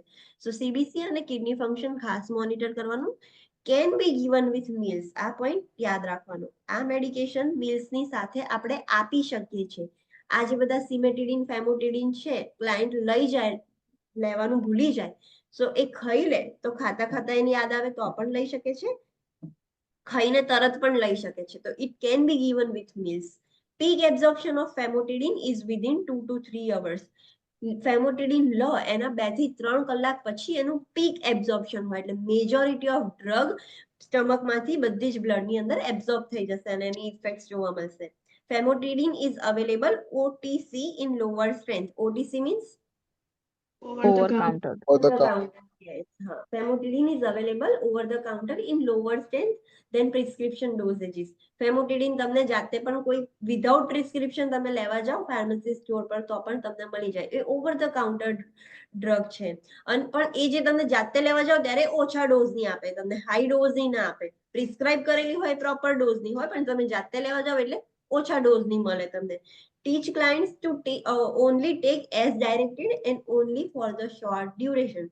ક્લાયન્ટને સમજાવવાનું કે જે પ્રમાણે તમને કીધું છે લેવાનું એ પ્રમાણે જ લેવાનું અને શોર્ટ ડ્યુરેશન માટે જ લેવાનું. આ એન્ટાસિડ્સ એવું નહીં કે લોંગ ટાઈમ સુધી તમે લઈ શકો બીકોઝ અલ્ટિમેટલી એ બોન મેરોને સપ્રેસ કરે છે, કિડની ફંક્શન એલિમિનેશન થશે કિડનીઝથી તો એ પણ ડેમેજ થઈ શકે છે. સો ધેટ્સ વાય ક્લાયન્ટને કહેવાનું કે શોર્ટ ડ્યુરેશન માટે જ લેવાનું, બહુ લોંગ ટાઈમથી તમે આના ઉપર રિલાય ના રહી શકો. So these are the nursing consideration you have to remember. Madam Yes. આપણે આ ઈચિંગ આવે તો આપણે એન્ટીહિસ્ટેમાઇન લઈએ છીએ ને, Huh? હા તો આ મેડિસિન થી એ ઈચિંગ રિલીઝ થાય? કેમ કે ના. આમાં બી હિસ્ટેમાઇન બ્લોક Yeah, કરે છે એની. H1 antagonist આવે એના હા. વાળું. ઓકે. એ જે આ હિસ્ટામાઇન છે એ વાળી છે ને સ્પેસિફિકલી H1 સેલ્સ એ હિસ્ટામાઇન ને બ્લોક કરે છે, પણ આ હિસ્ટામાઇન ને બ્લોક કરશે અને એની જોડે એસિડ સિક્રીશન નહીં થવા દે. એ એલર્જીક રિએક્શન ને કશું નથી કરવાનું. એલર્જીક રિએક્શન છે તો તમે સિમેટિડિન ફેમોટિડિન આપશો તો એને કોઈ અસર નહીં કરે. This is specially for the acid secretion, stomach પર વર્ક કરે છે બીકોઝ એ H2 રિસેપ્ટર જોડે બાઇન્ડ થઈને વર્ક નથી કરી શકતું. ઓકે. ઓકે, નેક્સ્ટ ક્લાસિફિકેશન છે પ્રોટોન પંપ ઇન્હિબિટર્સ. તો એમાં પ્રાઝોલ વાળા જે ડ્રગ્સ છે એ ઓમેપ્રાઝોલ, પેન્ટોપ્રાઝોલ એ બધા જે ડ્રગ્સ છે એ કયા પેશન્ટને આપણે આપી શકીએ છીએ? તો GERD ઓર અલ્સર્સ વાળા ડિઝીઝ, કોઈ પણ સ્ટમકની છે, ડિયોડિનલ અલ્સર છે, કોઈ પણ અલ્સર્સ વાળા પેશન્ટને આપી શકીએ છીએ. એની એક્શન શું છે? It prevents the transport of H+ ion, જે એસિડ્સમાં પ્રેઝન્ટ હોય ને પોઝિટિવ આયન એનું ટ્રાન્સપોર્ટેશન જ નથી થવા દેતું into the gastric lumen by binding to the gastric parietal cells to decrease the gastric acid production. H2 antagonist શું કરતું હતું? ગેસ્ટ્રિક સિક્રેશન થવા નતું દેતો. યસ, અને આ શું કરશે? પ્રોટોન પંપ ઇન્હિબિટર્સ પ્રોડક્શન પ્રોડક્શન જ નથી થવા દેતું, પ્રોડક્શન જ ઓછું કરી દીધું છે. એસિડ પ્રોડક્શન થશે તો સિક્રેટ થશે ને, પણ પ્રોડક્શન જ ઓછું થઈ ગયું છે તો સિક્રેટ થવાની તો વાત જ નથી થતી. તો એવી રીતે પ્રોડક્શન ઘટાડી દે છે તો H1 જે પોઝિટિવ આયન છે એને બાઇન્ડ નથી થવા દેતું ગેસ્ટ્રિક લ્યુમેન જોડે, જે એના પેરાઇટલ સેલ્સ છે એ. હવે બંનેનું બાઇન્ડિંગ જ નહીં થાય તો એસિડનું પ્રોડક્શન જ નહીં થાય, તો તો અલ્ટિમેટલી એ પ્રોડક્શન ડિક્રીઝ કરે છે proton pump inhibitor. Nursing consideration શું ધ્યાન રાખવાના? તો administer before 30 to 60 minutes before meal. H2 antagonist આપણે ક્યારે આપી શકીએ? એ તો ઇન બિટવીન પણ લઈ શકાય એની લઈ ટાઈમ. શકાય. નોર્મલી આપણે કહીએ છીએ કે કોઈ પણ એન્ટાસિડ મેડિકેશન્સ હોય જે આવી રીતે એસિડિટી માટે ને એના માટે લેવામાં આવતી હોય એ મીલ્સ પહેલા લેવાની. પણ ઇફ ઇન કેસ પેશન્ટ ભૂલી જાય છે તો જે H2 એન્ટાગોનિસ્ટ છે ને એ મીલ્સ સાથે લઈ શકે છે. પણ પ્રોટોન પંપ ઇન્હિબિટર છે એ 30 to 60 મિનિટ્સ પહેલા જ લેવી પડશે. પછી લેશે તો એનું કશું જ કામ નહીં. આ 30 to 60 મિનિટ્સ પહેલા લેશે તો જ એ H+ આયન જોડે બાઇન્ડ થઈને એસિડનું પ્રોડક્શન ઓછું કરશે. જો ખાઈ લીધું પેશન્ટે તો એસિડ તો સિક્રેટ થઈ જ ગયું, પછી લેશે તો એના અડધા કલાક પછી એ પ્રોડક્શન ડિક્રીઝ થશે, એના કશું જ મતલબ નહીં. ઓલરેડી સિક્રેટ તો થઈ ગયું ખાશે એટલે તરત જ. સો એટલા માટે આ મેડિકેશન ઓલવેઝ 30 to 60 મિનિટ્સ પહેલા જ લેવાની. ખાતા ખાતા કે ખાઈને 10 મેડિકેશન લઈને 10 મિનિટમાં ના ખાઈ શકે. મેડિકેશન અને ફૂડ મીલની વચ્ચે મિનિમમ 30 મિનિટ્સનો ડિસ્ટન્સ રાખવો પડશે ક્લાયન્ટે. અને બીજું શું છે? Report black tarry stools. Black tarry stools શું ઇન્ડિકેટ કરે છે? બ્લીડિંગ. બ્લીડિંગ. યસ. તો અલ્સર્સ માંથી બ્લીડિંગ થતું હોય તો એના લીધે મલિના થશે. તો ક્લાયન્ટને સમજાવવાનું કે તમને બ્લેક ટેરી સ્ટૂલ્સ થાય તો તરત જ રિપોર્ટ કરો. એનો મતલબ કે મેડિકેશન પ્રોપર અસર નથી કરતી. એટલા માટે જ એસિડ અલ્સર્સ હોય, તમને ખાલી માઉથમાં અલ્સર થઈ જાય ને ખાવાનું અડી જાય તો કેવું થઈ જાય છે? તો સ્ટમકની અલ્સર્સ મોટી હોય અને એમાં બી એસિડ ટચ થાય તો કેટલું, મતલબ એક લાઈનને જે આપણે સ્ટડી કર્યું હતું જીઆઈ સિસ્ટમમાં કે બહુ જ પેઇન થાય, એબ્ડોમિનલ પેઇન ફૂડ લેશે ત્યારે. તો એક લાઈનને અલ્સર્સ માંથી બ્લીડિંગ પણ થઈ શકે છે. તો લાઈનને કહેવાનું કે બ્લેક ટેરી સ્ટૂલ્સ દેખાય તમને તો તરત જ રિપોર્ટ કરવાનું PHCP ને. So this are the nursing considerations you have to remember for PPIs, proton pump inhibitor. Next છે મ્યુકોઝલ પ્રોટેક્ટન્ટ. મ્યુકોઝલ પ્રોટેક્ટન્ટમાં એક જ ડ્રગ છે સુપ્રાલ્ફેટ. જોયું છે સુપ્રાલ્ફેટ હોસ્પિટલમાં? સિરપ ફોર્મમાં આવે છે ને એની. સિરપ Syrup ફોર્મમાં આવે છે. form. યસ. જે મ્યુકોઝલ પ્રોટેક્ટન્ટ સુપ્રાલ્ફેટ છે એ સિરપ ફોર્મમાં જ આવે છે, નોટ ઇન ટેબ્લેટ ફોર્મ. તો ઇન્ડિકેશન શું છે? આપણે ક્યારે આપી શકીએ છીએ? તો PUD, peptic ulcer disease, peptic oesophagitis, એ જે પેપ્ટિક એન્ઝાઇમ છે જે સિક્રેટ થાય છે ફોર ધ ડાયજેશન, એ અગર ઇસોફેગસ સુધી આમ GERD થયા કરે કોન્સ્ટન્ટલી તો ઇસોફેજાઇટિસ થઈ જાય. NSAIDs or ASA induced GI damage, long term થી ક્લાયન્ટ NSAIDs યુઝ કરતું હોય. ASA એટલે late the news today. Cyclic acid. Yes, acetyl salicylic acid, aspirin. તો એના લીધે GI ડેમેજ થયું હોય તો એવા બધા પેશન્ટને આપણે આપી શકીએ છીએ. એની એક્શન શું છે? કેવી રીતે વર્ક કરે છે? તો it promotes the healing of ulcer by providing a barrier over them. એ અલ્સર્સ જે થાય છે એનું હીલિંગ કરાવે છે. આપણને માઉથ અલ્સર્સ થાય છે તો એની એક ઓઇન્ટમેન્ટ આવે છે એને નમ્બ કરવા માટે. કોઈ યુઝ કરી છે માઉથ અલ્સર્સની ઓઇન્ટમેન્ટ? યસ. હા. સો એ આપણે લગાવીએ ને તો એટલું પોર્શન નમ થઈ જાય તો આપણે ઇઝીલી ખાઈ શકીએ. એટલે એના ઉપર એક પ્રોટેક્ટિવ લેયર કરી દીધું. તો આ જે મ્યુકોઝલ પ્રોટેક્ટન્ટ છે સુપ્રાલ્ફેટ સિરપ તમે લો તો એ જે સ્ટમકની ને બધી જે ઇસોફેગસ સ્ટમક એ બધાની અલ્સર્સ છે એની ઉપર એક બેરિયર કરી દેશે જેથી કરીને કવર કરશે. It creates a paste when exposed to hydrochloric acid and binds to protein that are excreted by the damaged cells in the ulcerated tissues. એટલે અલ્સર્સ ની ઉપર એક કવરિંગ કરી દેશે તો HCl જોડે એ જે પ્રોટેક્ટિવ લેયર છે એ પ્રોટીન બનાવી, મતલબ એની પ્રોટીન સાથે બાઇન્ડ થઈ જશે અને અલ્સર્સને પ્રોટેક્ટ કરશે. ઇન શોર્ટ અલ્સર્સ પ્રોટેક્ટેડ રહેશે તો હીલિંગ ફટાફટ થશે. બાકી જેટલી વખત HCl ના કોન્ટેક્ટમાં આવશે એટલી વખત તેને હીલ નહીં થવા દે. સો ઇન શોર્ટ આ પ્રોટેક્ટ કરે છે, મ્યુકોઝલ લેયરને પ્રોટેક્ટ કરે છે. નર્સિંગ કન્સિડરેશન શું ધ્યાન રાખવાનું આ મેડિકેશન ચાલતી હોય ત્યારે? Take on an empty stomach 1 hour before meal or 2 hours after meal and at the bed time. ત્રણેય ટાઈમ આપી શકીએ. ખાતાના 1 hour પહેલા પણ આપી શકીએ. ક્લાયન્ટે ખાઈ લીધું છે તો 2 કલાક પછી આપવાનું કાં તો સૂતા પહેલા આપવાનું. પણ તમે એવું ના કરી શકો કે આ મેડિસિન આપીને તરત જ 10 મિનિટમાં 15 મિનિટમાં ખાઈ લીધું ક્લાયન્ટે કાં તો ખાધું તરત જ આ મેડિકેશન આપી, એવું ના કરી શકીએ. આટલો ડિફરન્સ એનો વચ્ચેનો ડિસ્ટન્સ રાખવાનું. Often given up to 4 times a day અને સમટાઈમ્સ ક્લાયન્ટને વધારે પ્રોબ્લેમ હોય તો દિવસમાં 4 વખત પણ આ મેડિકેશન આપણે આપી શકીએ છીએ. Don't give within 30 minutes of antacids as they decreases the effectiveness of supralfate. Obviously client antacid પણ ચાલતા હોય, supralfate સિરપ પણ ચાલતી હોય. So within 30 minutes આ મેડિકેશન આપી અને અડધા કલાકમાં એન્ટાસિડ્સ નહીં આપવાના. જો તમે સુક્રાલ્ફેટ પણ આપશો અને વિધિન 30 મિનિટ્સ એન્ટાસિડ્સ પણ આપશો તો એન્ટાસિડ્સ છે એના લીધે આ મ્યુકોઝલ પ્રોટેક્ટન્ટ વર્ક નહીં કરી શકે, એની ઇફેક્ટિવનેસ ઓછી થઈ જશે. તો એન્ટાસિડ અને સુક્રાલ્ફેટની વચ્ચે મિનિમમ 1 અવરનો ટાઈમ ડ્યુરેશન રાખવાનો. Take care giving antacids that contain aluminium to kidney failure clients due to aluminium toxicity. આપણે આગળ જોઈશું એન્ટાસિડ્સમાં મેગ્નેશિયમ, એલ્યુમિનિયમ એવા બધા કમ્પોનન્ટ વાળા એન્ટાસિડ્સ હોય. તો જે એલ્યુમિનિયમ વાળા જે એન્ટાસિડ્સ હોય એ કિડની ફેલિયર વાળા ક્લાયન્ટને નહીં આપવાનું, નહીં તો એ કિડનીઝ એલિમિનેટ નહીં કરી શકે એલ્યુમિનિયમ, એની કિડનીઝ ફેલ છે. સો બધું જ બ્લડમાં જ ભરાયા કરશે અને એલ્યુમિનિયમ ટોક્સિસિટી થઈ જશે ક્લાયન્ટને. ધેટ્સ વાય એવા એન્ટાસિડ્સ આપતી વખતે ધ્યાન રાખવાનું. Monitor blood sugar in diabetes as sucralfate contains sucrose. તમે ખોલીને સ્મેલ કર્યું હોય સુક્રાલ્ફેટ સિરપ તો બી એની સ્વીટ સ્મેલ આવે, બીકોઝ એની અંદર સુક્રોઝ છે. સુક્રોઝ શું છે? શુગર મતલબ યસ, એ કાર્બોહાઈડ્રેટ છે. ફ્રુક્ટોઝ, સુક્રોઝ એ બધા શુગરી ફોર્મ્સ કહેવાય કાર્બોહાઈડ્રેટ્સના. સો એની અંદર સુક્રોઝ હોય છે એટલે સ્વીટ હોય છે. તો ડાયાબિટીક ક્લાયન્ટને આપો તમે સુક્રાલ્ફેટ તો એનું બ્લડ ગ્લુકોઝ બી સ્પાઇક થશે, તો એ મોનિટર કરતું રહેવું પડશે તમારે. Next the important point is it can decrease the bioavailability of warfarin, digoxin, phenytoin, levothyroxine and other several classes of antibiotics. Separate this drug from sucralfate at least 2 hours. આ વસ્તુ ખાસ ધ્યાન રાખવાની.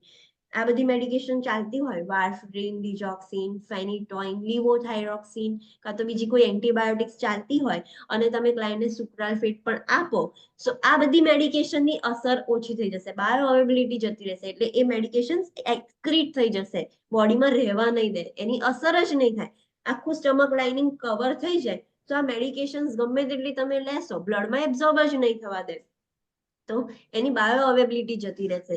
તો જ્યારે આ બધી મેડિકેશન ચાલતી હોય અને જોડે સુક્રાલ્ફેટ પણ ચાલતું હોય તો બંને વચ્ચે કેટલો ટાઈમ ડ્યુરેશન રાખવાનો? Minimum 2 2 hours. hours. Yes.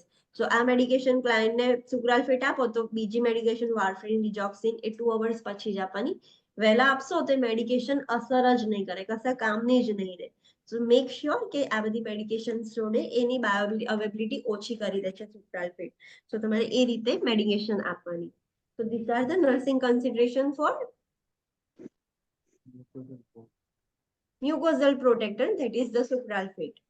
Next છે એન્ટાસિડ્સ. એન્ટાસિડ્સ એટલે એ એસિડ ને જોડે રિએક્ટ કરીને એને ન્યુટ્રલાઇઝ કરી દેશે. એસિડ પ્રોડક્શન કે સિક્રેશન ઓછું નથી કરતું, એને ન્યુટ્રલાઇઝ કરે છે. That are the antacids. એના નેમ્સ છે એલ્યુમિનિયમ હાઇડ્રોક્સાઇડ. આપણે જે જોયું ને કે કિડની ફેલિયર વાળા ક્લાયન્ટ હોય એમને આપણે એલ્યુમિનિયમ વાળી ના આપી શકીએ બીકોઝ એ એક્સક્રીટ નહીં થઈ શકે aluminium, extra aluminium. So aluminium hydroxide, calcium carbonate, magnesium hydroxide, bismuth salicylate, આ બધા એન્ટાસિડના એક્ઝામ્પલ છે, એન્ટાસિડ મેડિકેશન છે. કયા પેશન્ટને આપણે આપી શકીએ છીએ? તો GERD વાળા પેશન્ટ, હાર્ટ બર્ન વાળા પેશન્ટ, ગેસ્ટ્રાઇટિસ વાળા પેશન્ટ, હાઇટલ હર્નિયા, પેપ્ટિક અલ્સર્સ એવા બધા પેશન્ટને આપણે આપી શકીએ છીએ એન્ટાસિડ્સ. એ કેવી રીતે વર્ક કરે છે? તો ઇટ ન્યુટ્રલાઇઝિસ ધ ગેસ્ટ્રિક એસિડિટી. એ ખાલી ન્યુટ્રલાઇઝ કરે છે બાય રિએક્ટિંગ વિથ HCl. હવે એસિડ ને બેઝ મિક્સ થાય તો વોટર અને સોલ્ટ જ બને, એનું બાય પ્રોડક્ટ. તો એને સિક્રેશન કે પ્રોડક્શન ને કશું જ નથી કરતું. એસિડ જેટલું સિક્રેટ થાય છે, પ્રોડ્યુસ થાય છે એનું એ જ છે, પણ એની જોડે બાઇન્ડ થઈને એને ન્યુટ્રલાઇઝ કરી દે છે, એટલે એસિડિટી ઓછી કરે છે એસિડની. એને ન્યુટ્રલાઇઝ કરીને વોટર ને સોલ્ટ્સ બનાવે છે એમાંથી. નર્સિંગ કન્સિડરેશન શું ધ્યાન રાખવાનું? So many drug ઇન્ટરેક્શન્સ.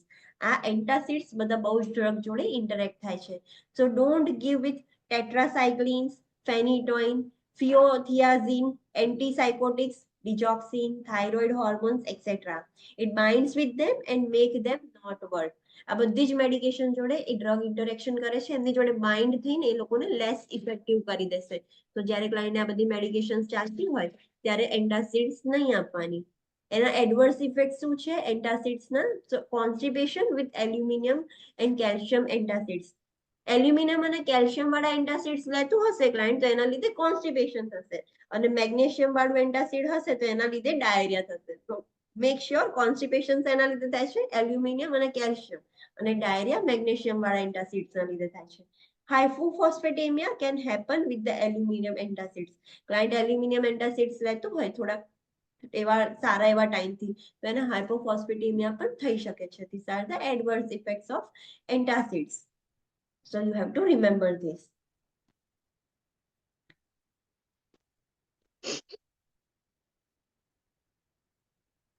Okay, so let's take 5 minute break, પછી આપણે લેક્ઝેટિવ સ્ટાર્ટ કરીએ.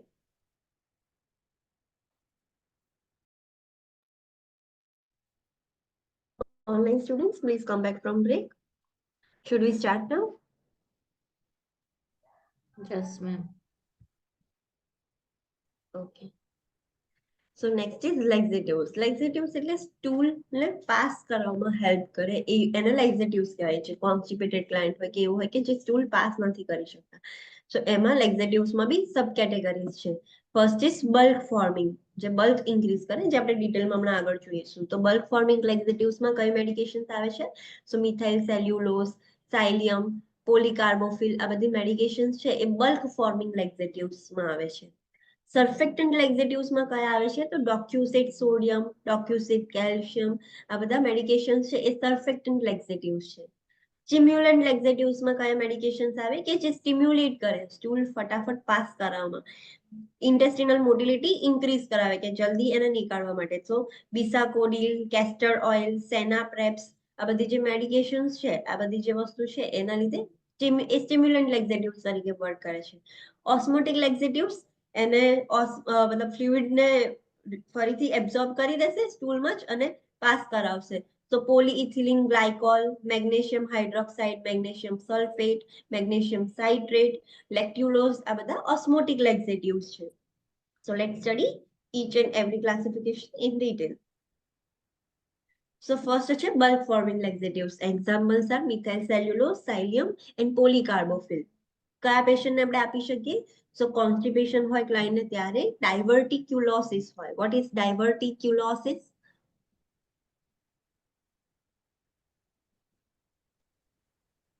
Vote is ડાયવર્ટિક્યુલોસિસ?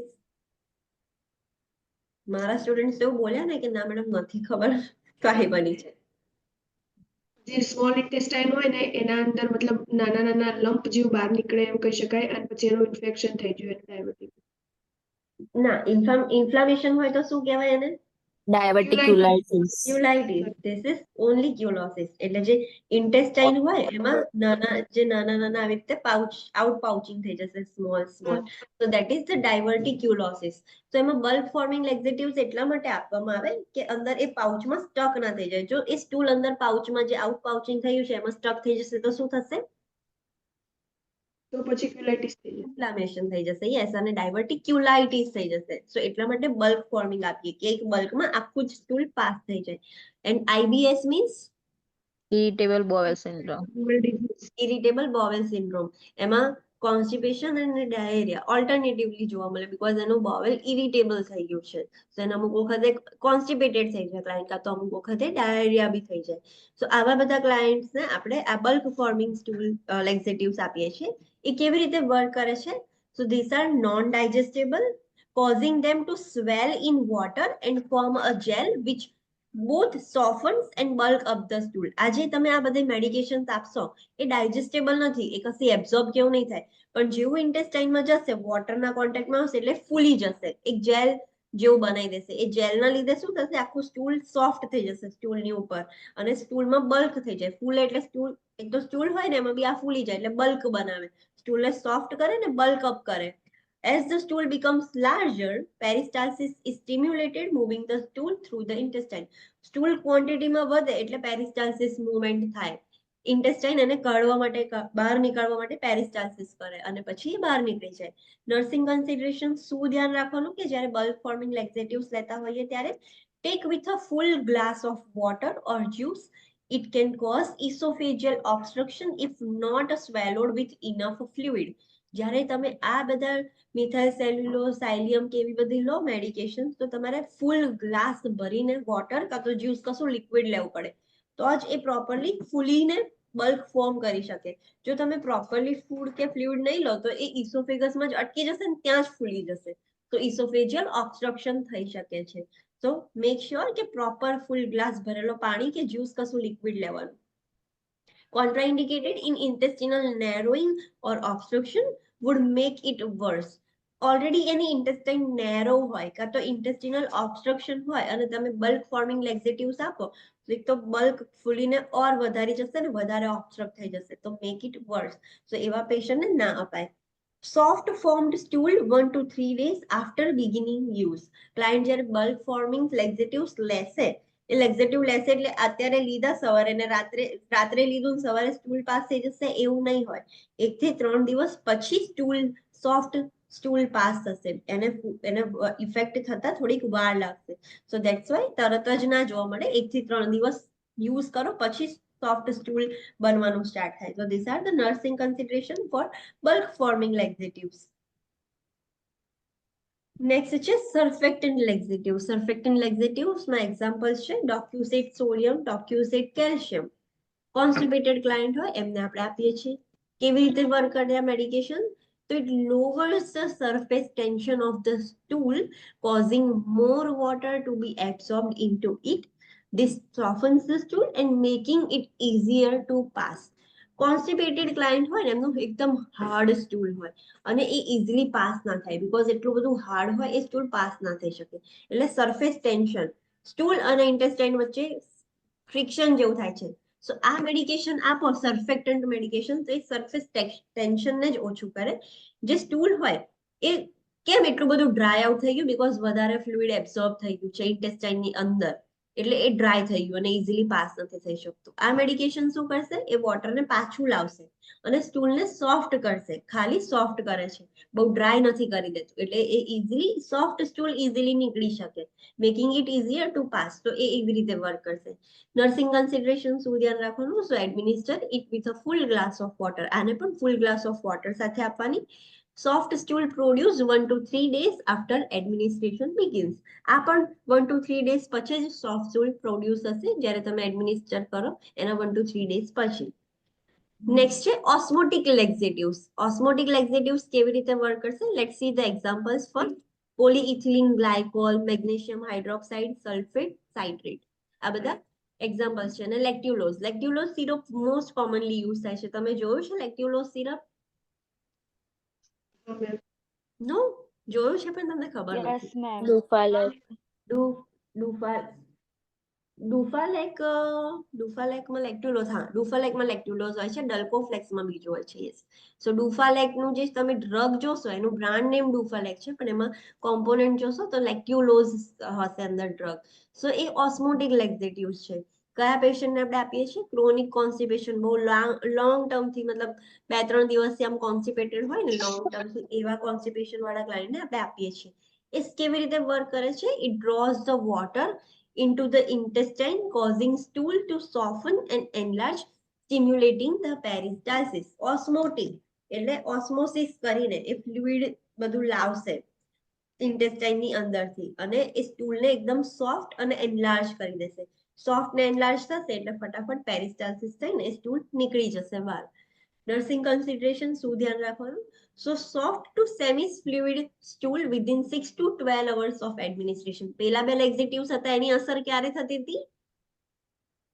બલ્ક ફોર્મિંગ સર્ફેક્ટન્ટની 1 to 3 days. 3 days after. હા, અને આ લેક્ટ્યુલોઝ એટલે કે ડુફાલેક સિરપ તમે આપણે રાત્રે પેશન્ટને આપીએ ને તો સવારે તો પેટ સાફ થઈ જાય. 6 થી 12 કલાકની અંદર તો સોફ્ટ કાં તો સેમી ફ્લુઇડ બીકોઝ વધારે પાણી એ લોકો લઈ લે ઓસ્મોસિસ થ્રુ તો જે સ્ટૂલ હશે એ સેમી ફ્લુઇડ થઈ જશે, એકદમ થીન થઈ જશે.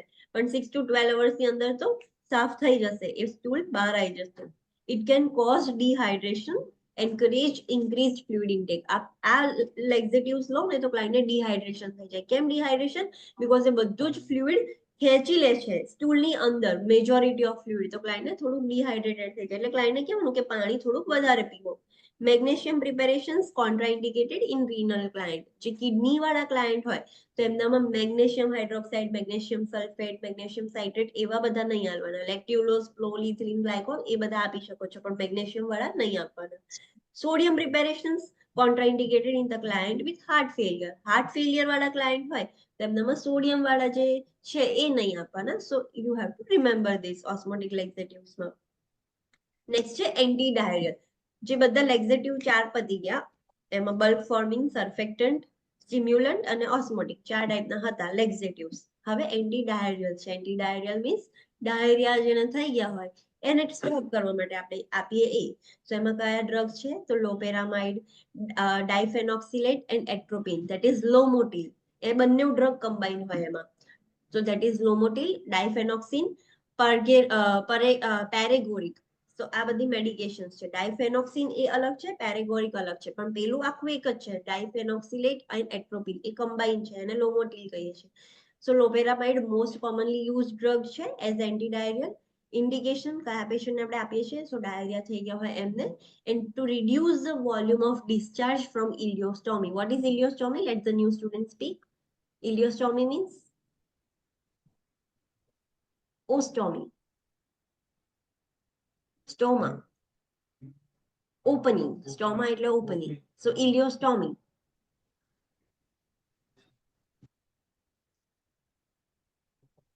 Yes, બહાર જે ક્લાયન્ટને એબ્ડોમિનલ સર્જરી હોય કે ઇન્ટેસ્ટિનલનો કશો પ્રોબ્લેમ હોય તો બહાર ઓપનિંગ કરીને મૂકે છે પાઉચ ભરી, ધેટ ઇઝ ઇલિયોસ્ટોમી. સો એવા ક્લાયન્ટ જે છે એ લોકોને બહુ જ ફ્રીક્વન્ટલી ડિસ્ચાર્જ થાય છે. શું ડિસ્ચાર્જ થાય છે? સ્ટૂલ. બીકોઝ પાઉચ છે, બહુ જ વધારે પડતો જ ડિસ્ચાર્જ નીકળ્યા કરે છે લિક્વિડી ફોર્મમાં. સ્ટૂલ ક્યારે હાર્ડ થાય? સ્મોલ ઇન્ટેસ્ટાઇનમાં કે લાર્જ ઇન્ટેસ્ટાઇનમાં?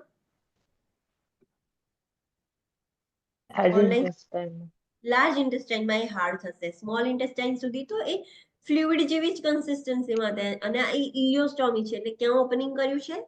ઇલિયમ. ઇલિયમમાં. સો સ્ટૂલ કેવું હોય? લિક્વિડ કન્સિસ્ટન્સી હશે. યસ. તો બહુ જ વધારે પડતું જ વોલ્યુમ નીકળ કરતું હોય પાઉચમાં, સો એ ડિસ્કમ્ફર્ટ ક્રિએટ કરે. તો એ વોલ્યુમને ઓછું કરવા માટે પણ એન્ટીડાયરિયલ આપી શકીએ છીએ આપણે. અને ડાયરિયા થયા હોય ત્યારે પણ એ કેવી રીતે વર્ક કરે છે? તો એ ઓપિયોઇડ ડેરિવેટિવ્સ છે. થોડુંક ઓપિયોઇડનું પોર્શન એમાં હોય, એ ઓપિયોઇડથી ડિરાઈવ થયા છે બધા medications. It activate the opioid receptors in the GI tract and decrease the intestinal motility, slows down the GI tract. આ ઓપિયોઇડ ડેરિવેટિવ્સ છે. તો જે GI tract ની અંદર ઓપિયોઇડ રિસેપ્ટર્સ પ્રેઝન્ટ હોય ને એ લોકોને એક્ટિવેટ કરશે. હવે ઓપિયોઇડ રિસેપ્ટર્સ એક્ટિવેટ થાય તો બધું જ રિલેક્સ કરી દે, તો ઇન્ટેસ્ટિનલ જે મોટિલિટી છે એને જ ઓછી કરી દેશે અને GI tract એકદમ સ્લો ડાઉન થઈ જશે. ડાયરિયા કેમ થાય? હાઇપર મોટિલિટીના લીધે થાય. બીકોઝ એટલું બધું ફાસ્ટ મોટિલિટી છે ને કે એને સહેજ બી રેસ્ટ નથી મળતો કે ફ્લુઇડ અંદરથી એબ્ઝોર્બ થાય ઇન્ટેસ્ટાઇનમાં. ફટાફટ આવ્યું એવું નીકળી જ ગયું. હાઇપર મોટિલિટીના લીધે ડાયરિયા થઈ જાય તો એને સ્લો ડાઉન કરી દે છે એની એક્શન. નર્સિંગ કન્સિડરેશન શું ધ્યાન રાખવાનું? તો it is most effective antidiarrhoeal. બહુ જ ઇફેક્ટિવ છે આ antidiarrhoeal medications. Doses are very small, do not cause dependence or euphoria unless abuse. કોઈ ક્લાયન્ટને એવું જોયું કે લોપેરામાઇડ ને એનો અબ્યુઝ કરતું હોય? ના. બીકોઝ આ ભલે ઓપિયોઇડ ડેરિવેટિવ છે પણ એના ઓપિયોઇડ જે અંદર પોર્શન હોય બહુ જ સ્મોલ ડોઝીસમાં હોય. એ ડિપેન્ડન્સ કે યુફોરિયા ના કરે. હા, જો અબ્યુઝ કરે ક્લાયન્ટ, રેગ્યુલરલી લોપેરામાઇડ લે જ કરે, બહુ જ ઓવર યુઝ થઈ જાય તો જ એ કરે. બાકી તો કોઈ બી ડાયરિયા થયા હોય તમે 1-2-3 દિવસ માટે આપો તો એનાથી ડિપેન્ડન્સી કે યુફોરિયા નથી થતો, બીકોઝ એમાં બહુ સ્મોલ ડોઝીસ હોય. એન્ડ સિવિયર ઓવરડોઝ થઈ જાય તો શું કરવાનું? એન્ટીડોટ આપીશું. એન્ટીડોટ આપવાનું. ઓપિયોઇડ ડેરિવેટિવ્સ છે તો આપણે નેલોક્ઝોન આપી શકીએ છીએ. Yes, and this is the most effective antidiarrhoeal. તમે 2 કે 3 ડોઝીસ લો ને તો તમને ડાયરિયા કંટ્રોલમાં તો થઈ જ જાય, રિડ્યુસ તો થઈ જ જાય. So this is most effective antidiarrhoeal. Next છે એન્ટી એમેટિક. એન્ટી એમેટિકમાં આપણે સબ ક્લાસિફિકેશન્સ જોઈશું કે કયા કયા હોય. તો સિરોટોનિન એન્ટાગોનિસ્ટ છે, ધેટ ઇઝ ઓન્ડેનસેટ્રોન. સેટ્રોન વાળા જે ડ્રગ્સ છે બધા આવશે. ડોપામાઇન એન્ટાગોનિસ્ટ છે તો પ્રોમિથાઝિન, ક્લોરપ્રોમેઝિન, ઝીન વાળા જે બધા મેડિકેશન્સ છે એ. એન્ટીહિસ્ટામાઇન્સ, એમાં ડાઇફેનહાઇડ્રામાઇન ઓર ડાઇમેનહાઇડ્રીનેટ, આ બધા મેડિકેશન્સ છે એ. એન્ટીકોલિનર્જિક્સ, એન્ટીકોલિનર્જિક્સ બી સિક્રેશન, કોલિનર્જિક્સ એમેસિસ કરાવે તો એન્ટીકોલિનર્જિક એન્ટી એમેસિસ કરાવે. સો સ્કોપોલામાઇન, એ બધા એના પેચ ફોર્મ બી આવે છે. Patch form place behind the ear. Wash hands after touching, do not rub eyes after touching the patch. તમને ખબર હોય તો જે લોકોને મોશન સિકનેસનો પ્રોબ્લેમ હોય ને એ લોકોને આવા એન્ટી એમેટિક્સ એ લોકો પેચ પહેરે. ક્યાંય બી ટ્રાવેલ કરે ને તો ઇયરની પાછળ એ લોકો પેચ લગાવે કે જેથી એમને વોમિટિંગ ના થાય, મોશન સિકનેસનો પ્રોબ્લેમ હોય. સો એ પેચ ફોર્મમાં પણ આવે છે. તો લેટ્સ સી સિરોટોનિન એન્ટાગોનિસ્ટ. તો જે સેટ્રોન વાળા ડ્રગ્સ છે, ઓન્ડેનસેટ્રોન, ગ્રેનીસેટ્રોન, ડોલાસેટ્રોન, પોલોનોસેટ્રોન, પેલોનોસેટ્રોન, આ બધા સેટ્રોન વાળા સિરોટોનિન એન્ટાગોનિસ્ટ છે. એ એન્ટી એમેટિક છે. કયા પેશન્ટને આપણે આપીએ? નોઝિયા અને વોમિટિંગ વાળા ક્લાયન્ટને. કેવી રીતે વર્ક કરે છે? So it prevents serotonin from vagal stimulation from causing the nausea. આપણું વેગલ નર્વ સ્ટિમ્યુલેટ થાય એટલે સિરોટોનિન સિક્રેટ થશે, એના લીધે નોઝિયા અને વોમિટિંગ થાય છે. સો એ સિરોટોનિનને જ પ્રિવેન્ટ કરે છે. વેગલ સ્ટિમ્યુલેશન થશે પણ સિરોટોનિન નથી નીકળતું, સો સિરોટોનિનને જ પ્રિવેન્ટ કરે છે. તો અલ્ટિમેટલી નોઝિયા જ પ્રિવેન્ટ થઈ જશે. નર્સિંગ કન્સિડરેશન શું ધ્યાન રાખવાનું? So we have to administer this slowly. Why? Because fast push can cause QT prolongation and VT, ventricular tachycardia. આપણે જોયું હતું પ્રોલોંગ QT ઇન્ટરવલ પહેલા જ ઇન્ટ્રોડક્શનમાં જોયું હતું કે કઈ ડ્રગ્સથી QT પ્રોલોંગ થઈ શકે છે. સો એમાં હતું ને ઓન્ડેન્સેટ્રોન મેડિકેશન. સો તમે એકદમ રેપિડલી પુશ કરી દો સટાક લઈને તો ક્લાયન્ટને QT પ્રોલોંગેશન થઈ શકે છે અને VT પણ થઈ શકે છે. ટેમ્પરરી ફેઝ માટે હાર્ટ રેટ વધી જશે, ક્લાયન્ટને વેન્ટ્રિક્યુલર ટેકીકાર્ડિયા થઈ જશે. સો ઓલવેઝ એડમિનિસ્ટર ઇટ સ્લોલી. પણ જ્યાં સુધી વેન આઈ વોઝ સ્ટુડન્ટ, જ્યાં સુધી મને આ નથી ખબર ત્યાં સુધી હું મારા હોસ્પિટલ સેટિંગ્સમાં એમસેટ તો આપણે એમસેટ અને પેન્ટોપ્રાઝોલ તો કેવું ફટાફટ જ પુશ કરીને એક જ વારમાં 2 ml હોય એટલે સટ આપી જ દઈએ. પણ જ્યારથી ખબર પડી ત્યારથી મેં એ પ્રેક્ટિસ ચેન્જ કરી દીધી. તો જે લોકો એવી રીતે પ્રેક્ટિસ કરતા હોય કે એમસેટ એકદમ ફાસ્ટ આપતા હોય તો પ્લીઝ પુશ ઇટ સ્લોલી. ધીરે આપવાનું, ભલે 2 ml છે શાંતિથી આપો, બીકોઝ ફાસ્ટ પુશથી ક્લાયન્ટને ટેકીકાર્ડિયા થઈ જશે અને ક્યુટી પ્રોલોંગ થઈ શકે છે થોડાક ઇન્ટરવલ માટે. નેક્સ્ટ છે ડોપામિન એન્ટાગોનિસ્ટ. ડોપામિન એન્ટાગોનિસ્ટ પ્રોમિથાઝીન, ક્લોરપ્રોમેઝીન પછી એક કોમનલી યુઝડ ડ્રગ છે જે સ્પેસિફિકલી ડોપામિન એન્ટાગોનિસ્ટમાં નથી આવતું પણ એ ડોપામિન એન્ટાગોનિસ્ટ તરીકે પણ વર્ક કરે છે. જે આપણે હોસ્પિટલ મેટોક્લોપ્રામાઇડ, યસ મેટોક્લોપ્રામાઇડ એટલે કયું ઇન્જેક્શન? એમ્પ્યુલ પર એનું બ્રાન્ડ નેમ શું હોય છે જે તમે યુઝ કરો છો? તમે એમિસેટ આપો છો, ક્લાયન્ટને વોમિટિંગ કંટ્રોલ નથી થતી તો તમને ડોક્ટર કઈ બીજી મેડિકેશન અપાવે છે જે હોસ્પિટલ સેટિંગમાં વર્ક કર્યું એમને ખ્યાલ હશે. પેરીનમ. પેરીનોમ, યસ, એમાં ડ્રગ હોય છે મેટોક્લોપ્રામાઇડ. તો આ પણ એ ડોપામિન એન્ટાગોનિસ્ટ તરીકે વર્ક કરે છે. એ એમાં ક્લાસિફિકેશનમાં આવતું નથી પણ એવી રીતે વર્ક કરી શકે છે. તો we can consider it as a dopamine antagonist. Indication કયા પેશન્ટને આપી શકીએ આપણે? તો નોઝિયા, વોમિટિંગ, પણ શેના લીધે? સર્જરી રિલેટેડ હોય, કેન્સરના રિલેટેડ હોય, કીમોથેરાપી રિલેટેડ હોય, ટોક્સિન્સ રિલેટેડ હોય ત્યારે આપણે આ મેડિકેશન્સ આપીએ. તો મેટોક્લોપ્રામાઇડ એટલે ત્યારે જ આપીએ છીએ. So indications એની આ છે. એક્શન કેવી રીતે વર્ક કરે છે? So it blocks the dopamine receptors in the area of brain responsible for nausea.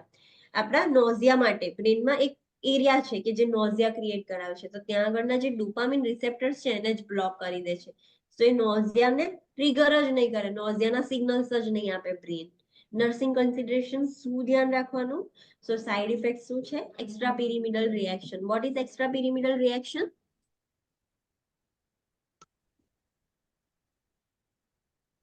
What is extrapyramidal reaction? એન્ટીસાયકોટિકના સાઇડ ઇફેક્ટ્સ. Yes. એ extrapyramidal reactions છે ને એ kind of psychotic side effects છે. ક્લાયન્ટ મેન્ટલ હેલ્થ પ્રોબ્લેમ્સ હોય ને એના જે સિમ્પટમ્સ હોય છે ને એવા બધા જોવા મળે છે જે એન્ટીસાયકોટિક મેડિકેશન્સમાં પણ આવે છે. એક્સ્ટ્રાપિરિમિડલ રિએક્શન્સમાં ક્લાયન્ટને જે બી સાયકોલોજીકલ એબનોર્મલી બિહેવ કરવાનું સ્ટાર્ટ કરી દેશે તો એવા બધા રિએક્શન્સ આવી શકે છે. આના એન્ટીકોલિનર્જિક ઇફેક્ટ પણ આવી શકે છે, હાઇપોટેન્શન પણ થઈ શકે છે, સિડેશન પ્લસ રેસ્પિરેટરી ડિપ્રેશન પણ થઈ શકે છે. આ મેડિકેશનથી આના સાઇડ ઇફેક્ટ્સ છે. So use with extreme caution in children. It is contraindicated below the 2 years old child. આ બધા એના સાઇડ ઇફેક્ટ્સ છે. ચાઇલ્ડની અંદર બહુ જ કોશિયસલી આવવાનું. 2 યર્સથી નાના ચાઇલ્ડ હોય તો તમે ડોપામિન એન્ટાગોનિસ્ટ ના આપી શકો. એમને વોમિટિંગ પ્રિવેન્ટ કરવું હોય તો સેટ્રોન વાળી જ ડ્રગ્સ આપવાની, સિરોટોનિન એન્ટાગોનિસ્ટ જ આપવાના, આ બધા ડ્રગ્સ નહીં આપવાના. નેક્સ્ટ છે total parental nutrition. What is total parental nutrition? કોઈને આઈડિયા છે? જે લોકોએ કોમ્પ્લેક્સ કેર અટેન્ડ કરી લીધું હોય એમને ખબર હશે. What is total parental nutrition? TPN શું છે? વીએન પ્રોવાઈડ કરીએ છે ને આઈવી. ડાયરેક્ટ આઈવી આપણે પ્રોવાઈડ કરે ન્યુટ્રિશન. છે મતલબ ડાયજેસ્ટિવ સિસ્ટમને બાયપાસ કરીએ છીએ એમાં. યસ, હા. નોર્મલી આપણે ક્લાયન્ટને ન્યુટ્રિશન ના લઈ શકતું હોય તો ફર્સ્ટ આપણે એનજી ટ્યુબ નાખીએ, નેસોગેસ્ટ્રિક ટ્યુબ. પહેલો લીસ્ટ શું કહેવાય કે એવી જે ઇન્ટરવેન્શન્સ છે એ આપણે એનજી ટ્યુબ કરીએ હવે ક્લાયન્ટની કન્ડિશન એવી છે કે એનજી ટ્યુબ પણ નથી નાખી શકતા આપણે, કશીક એવી સ્ટમકની સર્જરી કરે છે તો આપણે એન્ટેરલ ફીડિંગ કરીએ, એમાં જેજ્યુનમમાં જ ડાયરેક્ટ સ્ટમકને અને ડિયોડિનમને બધાને બાયપાસ કરીને આપણે ટ્યુબ નાખીએ, દેટ ઇઝ એન્ટેરલ ફીડિંગ.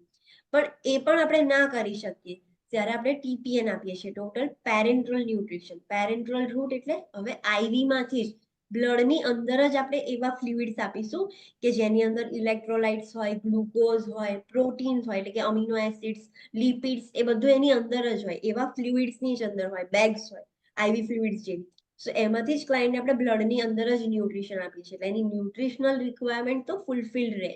સો એને ટોટલ પેરેન્ટ્રલ ન્યુટ્રિશન કહેવાય. સો એ કાઇન્ડ ઓફ મેડિકેશન જ થયું ને, આપણે ક્લાયન્ટને હેલ્ધી રાખવા માટે જ કરીએ છીએ. સો ટોટલ પેરેન્ટ્રલ ન્યુટ્રિશન એટલે શું? સો ટોટલ પેરેન્ટ્રલ ન્યુટ્રિશન એટલે એ કાઇન્ડ ઓફ એવું ન્યુટ્રિશન દેટ ઇઝ ડિલિવર્ડ ઇન્ટ્રાવિનસલી. આપણે આઈવી થ્રુ જે ન્યુટ્રિશન આપીએ છીએ એને ટીપીએન કહેવાય. It is also called as hyper alimentation. Alimentation એટલે ફૂડ આપવું, સો એને હાઇપર એલિમેન્ટેશન પણ કહેવાય છે. ટીપીએન બી બોલાય ઓર હાઇપર એલિમેન્ટેશન. તમને ક્યાંક ક્વેશ્ચનમાં એવું લખાય કે a patient is prescribed for hyperalimentation, તો તમારે સમજવાનું કે it is they are talking about TPN, એને ટોટલ પેરેન્ટ્રલ ન્યુટ્રિશન જ હોય છે. તો TPN માં શું શું હોઈ શકે છે, કયા કન્ટેન્ટ્સ હોય? તો ડેક્સ્ટ્રોઝ હોય એટલે ગ્લુકોઝની નીડ રિક્વાયર્ડ થાય, અમીનો એસિડ્સ હોય, ઇલેક્ટ્રોલાઇટ્સ હોય, લિપિડ્સ હોય, આ બધાના કન્ટેન્ટ્સ છે કે જે એવા ફ્લુઇડ્સ જે બેગ્સ હોય ને એની અંદર આપણે આપી શકીએ. કયા પેશન્ટને આપણે ટીપીએન આલીએ, ઇન્ડિકેશન શું છે ટીપીએન ની? સો એન્ટેરલ ન્યુટ્રિશન ઇઝ કોન્ટ્રાઇન્ડિકેટેડ. એન્ટેરલ એટલે ડાયરેક્ટ આપણે ઇન્ટેસ્ટાઇનમાં જે ટ્યુબ્સ નાખીએ છીએ ને એ. તો જ્યારે એન્ટેરલ ન્યુટ્રિશન જ કોન્ટ્રાઇન્ડિકેટેડ હોય, આપણે ના આપી શકીએ ત્યારે આપણે ટીપીએન આપીએ છીએ. Client is not tolerating enteral nutrition. First તો આપણે એનજી ટ્યુબ કરીએ, એનજી ટ્યુબ ના થાય ત્યારે એન્ટેરલ કરીએ, પણ એન્ટેરલ બી કોન્ટ્રાઇન્ડિકેટેડ છે, ક્લાયન્ટ ટોલરેટ નથી કરી શકતો એન્ટેરલ ન્યુટ્રિશન, ત્યારે આપણે ટીપીએન કરીશું. High risk for aspiration. ક્લાયન્ટને એસ્પિરેશનનો રિસ્ક બહુ જ વધારે છે, તમે કશું બી આપશો તો વોમિટિંગ થઈને પાછું બહાર આવી જશે ને એસ્પિરેટ થશે. સો એવા ક્લાયન્ટને આપણે ટીપીએન આપીએ છીએ. જીઆઈ ઓબ્સ્ટ્રક્શન હોય, જીઆઈ ટ્રેકમાં ક્યાંય ઓબ્સ્ટ્રક્શન હોય તો તમે આપી જ નહીં શકો એનજી કે એન્ટેરલ ટ્યુબ ફીડિંગ. સો એવા ક્લાયન્ટને તમારે ટીપીએન જ આપવું પડશે. ટીપીએન આપો એના કોમ્પ્લિકેશન્સ શું થાય છે? સો ઇન્ફેક્શન થઈ શકે, because A Ivy line through આપીએ છીએ, સીધું બ્લડમાં આપીએ છીએ. સો બેગને પ્રોપરલી હેન્ડલ નહીં કર્યું હોય, હેન્ડ વોશિંગ નહીં કર્યું હોય, સો ઇન્ફેક્શન થવાના ચાન્સીસ વધારે છે. ફ્લુઇડ વોલ્યુમ ઓવરલોડ પણ થઈ શકે છે, બીકોઝ અલ્ટિમેટલી એ પણ ફ્લુઇડ ફોર્મમાં છે અને આપણે બ્લડમાં જ આપીએ છીએ, ધેટ્સ વાય. હાઇપો કે હાઇપરગ્લાઇસેમિયા થઈ શકે છે, બીકોઝ ડેક્સ્ટ્રોઝ વાળું જે છે ટીપીએન નું પાઉચ, સો ઓછું આપશો તો હાઇપો થઈ જશે, વધારે આપી દેશો સો હાઇપર થઈ જશે. એનું ગ્લુકોઝ આપણે બેલેન્સ રાખવાનું હોય, ઓછું પણ ના અપાય ને વધારે પણ ના અપાય. એમ્બોલિઝમ થઈ શકે છે. એમ્બોલિઝમ કયું એમ્બોલિઝમ? એર એમ્બોલિઝમ. એર એમ્બોલિઝમ. આઈવી થ્રુ જ આપણે આપીએ છીએ, બબલ આવી જાય તો એર એમ્બોલિઝમ થઈ જાય. So this are the complications of TPN: infection, fluid overload, hyperglycaemia or embolism. 4 complications છે. મેઇન ટીપીએન આપણે આલવા માટે આ નોર્મલ આઈવી લાઇન 18 ગેજની આઈવી લાઇન ચાલશે? નો. નો, ઓલવેઝ સેન્ટ્રલ લાઇન જ પ્રિફર કરવાની. ટીપીએન આઈવી થ્રુ ના અપાય, એના માટે સેન્ટ્રલ લાઇન જ જોઈએ. So central line is preferred for TPN. Let's see the complications in detail. So first complication શું છે? Big risk infection નું છે, big infection risk. So scrub that hub. Hub એટલે જે લ્યુમેન આગળ જે હોય. યસ, જે કેપ હોય એને હબ કહેવાય, જે સેન્ટ્રલ લાઇન લીધી છે એ. તો એ હબને બી સ્ક્રબ કરવાનું, પ્રોપર ક્લીન રાખવાનું, વોશ યોર હેન્ડ્સ અને ગ્લોવ્સ પહેરવાના, હેન્ડ્સ વોશ કરવાના, ગ્લોવ્સ વિયર કરવાના, આપણે ઇન્ફેક્શન નથી થવા દેવાનું. Bag and tubing is changed every 24 hours. કઈ બેગ? જે ન્યુટ્રિશનની ટીપીએનની જે બેગ છે, જે એ બેગ અને જે આખી ટ્યુબિંગ છે એ એવરી 24 અવર્સ ચેન્જ કરી દેવાની. રેફ્રિજરેટેડ અન્ટિલ રેડી ટુ હેંગ. જે ટીપીએન વાળા જે લોકોને ટીપીએન ચાલતું હોય ને, એમની જે બેગ્સ હોય ડેક્સ્ટ્રોઝની કે એમિનો એસિડ્સની, લિપિડ્સની, ઇલેક્ટ્રોલાઇટ્સની, એ જ્યારે ક્લાયન્ટને કીધું હોય કે આટલા વાગે ચાલુ કરવાનું છે તો ત્યાં સુધી તમે એને રેફ્રિજરેટ કરી શકો છો, એને ફ્રીજમાં રાખવાનું, બહાર નહીં રાખવાનું. તો જ્યાં સુધી આપણે લટકાવવાની ના હોય ત્યાં સુધી એને રેફ્રિજરેટ કરવાની. નેક્સ્ટ છે ફ્લુઇડ વોલ્યુમ ઓવરલોડ. એનાથી થઈ શકે છે કોમ્પ્લિકેશન. તો તમે શું કરી શકો છો ફ્લુઇડ મેનેજમેન્ટ કરવા માટે? મેઇન ફ્લુઇડ મોનિટર કરવા માટે એક જ વસ્તુ બેસ્ટ છે, that is daily weight. Daily weight કરવાથી તમને ઇઝીલી આઈડેન્ટિફાય થશે કે ફ્લુઇડ વોલ્યુમ ડેફિશિયન્ટ છે કે ઓવરલોડ છે. વેટ ચેક કરવા માટે શું ધ્યાન રાખવાનું? Same time, same cloth and same machine. યસ, same time, same cloth, same scale. આ વસ્તુ સેમ રાખવાની. And check the electrolytes. Electrolytes પણ ચેક કરી લેવાના. હાઇપર ઓર હાઇપોગ્લાયસેમિયા પણ એનું એક કોમ્પ્લિકેશન છે. તો શું ધ્યાન રાખવાનું? Do not turn off or turn on suddenly. એ જેનું ટીપીએન ચાલતું હોય ને એનો રેટ મેન્ટેન કર્યો હોય. તમે રેગ્યુલરલી ફ્રીક્વન્ટલી એનું ગ્લુકોઝ ચેક કરો ને બધું ચેક કરો ને એના પરથી જો તમે એવા ક્લાયન્ટ્સ જોયા હશે જે લોકોનું સિવિયર હાઇપરગ્લાયસેમિયા હોય, ઇન્સ્યુલિનના ઇન્ફ્યુઝન પંપ ચાલતા હોય છે. જોયા છે એવા ક્લાયન્ટ? ક્યારે એક્સપિરિયન્સ કર્યું છે? ઇન્ફ્યુઝનના પંપ, ઇન્સ્યુલિનના ઇન્ફ્યુઝન પંપ ચાલતા હોય એવા ક્લાયન્ટ? એનીવન? નો વન? કોઈને નથી ખબર? યસ મેમ, મેન્ટેન રહે એટલા માટે. હા, એનું મેન્ટેન રહે.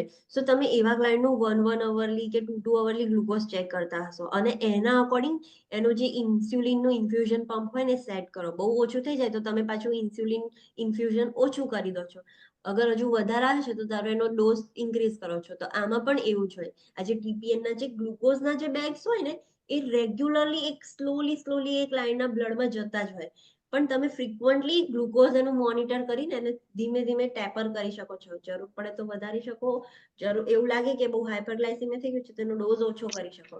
પણ એને સડનલી ટર્ન ઓફ કે ટર્ન ઓન ના કરાય. એક જ ઝાટકામાં બધું જ ના આપી દેવાય. એમ ટર્ન ઓન કે એકદમ જ આપ્યું ને એકદમ જ સડનલી તમે ટર્ન ઓફ કરી દીધું તો સિવિયર હાઇપોગ્લાયસેમિયા થઈ જાય. તો એવું ના કરાય. જ્યારે આ ટીપીએન ચાલતું હોય ગ્લુકોઝ વાળું ત્યારે એવું નહીં કરવાનું. If you run out of TPN, give dextrose 10% at the same rate the TPN was running. હવે તમને ગ્લુકોઝ આલવાનું છે ક્લાયન્ટે. પહેલું એક બેગ હતી એ પ્રોટીનની આલી એટલે અમીનો એસિડ આપી. હવે ડોક્ટર કહે છે કે ક્લાયન્ટને ગ્લુકોઝ આપો, પણ તમારી જોડે ટીપીએન ગ્લુકોઝ વાળું ટીપીએન નથી. સો તમે શું કરશો? નહીં આપો? ના, ટેમ્પરરી ડેક્સ્ટ્રોઝ ચાલુ કરી દો. એમાં બી ગ્લુકોઝ જ છે ને. 10% વાળું ડેક્સ્ટ્રોઝ ચાલુ કરી દો. સેમ રેટ જે ટીપીએન નો ફ્લો રેટ રાખ્યો તો એટલા જ રેટથી ડેક્સ્ટ્રોઝ ચાલુ કરી દો જ્યાં સુધી તમારી જોડે ટીપીએન નું ગ્લુકોઝ વાળું પાઉચ નથી આવી જતું ત્યાં સુધી. સો તમે એ વસ્તુ કરી શકો છો. અગર નહીં ચાલુ કરો, નહીં કરો તો શું થશે ક્લાયન્ટને? Hypoglycemia. Hypoglycemia થઈ જશે. Yes, so it is again problematic. Titrate up when turning on and down when turning off. Suddenly તમે સ્ટાર્ટ કરો છો આઈવી ફ્લુઇડ તો સીધું સ્ટાર્ટ નહીં કરી દેવાનું. ટાઇટ્રેટ કરવાનું. ધીરે ધીરે ઇન્ક્રીઝ કરવાનું. અને જ્યારે બંધ કરવાનું હોય ત્યારે સડનલી બંધ નહીં કરી દેવાનું. ધીરે ડાઉન કરવાનું. સડનલી એને ઓફ ના કરાય. Check the blood glucose every 4 to 6 hours. Yes, જ્યારે ગ્લુકોઝ વાળા ચાલતા હોય ત્યારે every 4 to 6 hour glucose check કરવું પડે. તો તમને ખબર પડે કે મારે ફ્લો રેટ કેટલો રાખવો છે. બહુ વધારે ગ્લુકોઝ હોય તો એને ધીરે ઓછું કરી દો. હજુ ઓછું છે તો વધારી દો. તો એના માટે 4 to 6 અવર્સ તમારે ગ્લુકોઝ ચેક કરવું જ પડશે એવા ક્લાયન્ટ્સ. અને એમ્બોલિઝમનું બી એક રિસ્ક છે. તો એમ્બોલિઝમ માટે તમે એટલું જ કરી શકો કે એર ના જવી જોઈએ. એ તો આપણે આઈવીમાં પણ ધ્યાન રાખીએ છીએ કે એર ના જાય એનું ખાસ ધ્યાન રાખવાનું. સો this are the complications of TPN, total parenteral nutrition. So this is the end of GI system. Let's do a quick revision કે આજે આપણે શું જોયું. So gastrointestinal system માં mainly કેટલી medications આપણે સ્ટડી કરી? 4 types ની medications. કઈ હતી? Peptic ulcer માટે. Yes. Peptic ulcer disease medication. Second, yes. Laxative, antidiarrheal and antiemetics. Yes, antidiarrheal અને antiemetics. આટલી મેઇન મેડિકેશન જોઈ. અને લાસ્ટ આપણે ટીપીએન પણ જોયું. એક ટોટલ પેરેન્ટરલ ન્યુટ્રિશન. પીયુડી ની અંદર 4 ક્લાસિફિકેશન્સ માં ડિવાઇડેડ છે. કઈ છે? H2 antagonist. Yes, H2 antagonist, PPI. Proton inhibitors, PPI. Antacid. yes, And H2 antagonist, then PPI, antacid, mucosal protector. yes, mucosal protectants. એના 4 છે. Laxatives બી 4 types ના છે. કયા? Bulk forming, then surfactant, Stimulant and osmotic. stimulant Osmotic. અને osmotic. Okay. Anti diarrhoeal એક જ છે, એના કોઈ ક્લાસિફિકેશન નથી. એન્ટી એમેટિક્સના મેઇન ક્લાસિફિકેશન જે મેજરલી યુઝ થાય છે કયા બે હતા? Serotonin and Serotonin, dopamine, serotonin and dopamine antagonist. Antagonist. યસ, અને TPN આપણે જોયું. તો આટલું આજે આપણે સ્ટડી કર્યું. સો let's do a quick revision.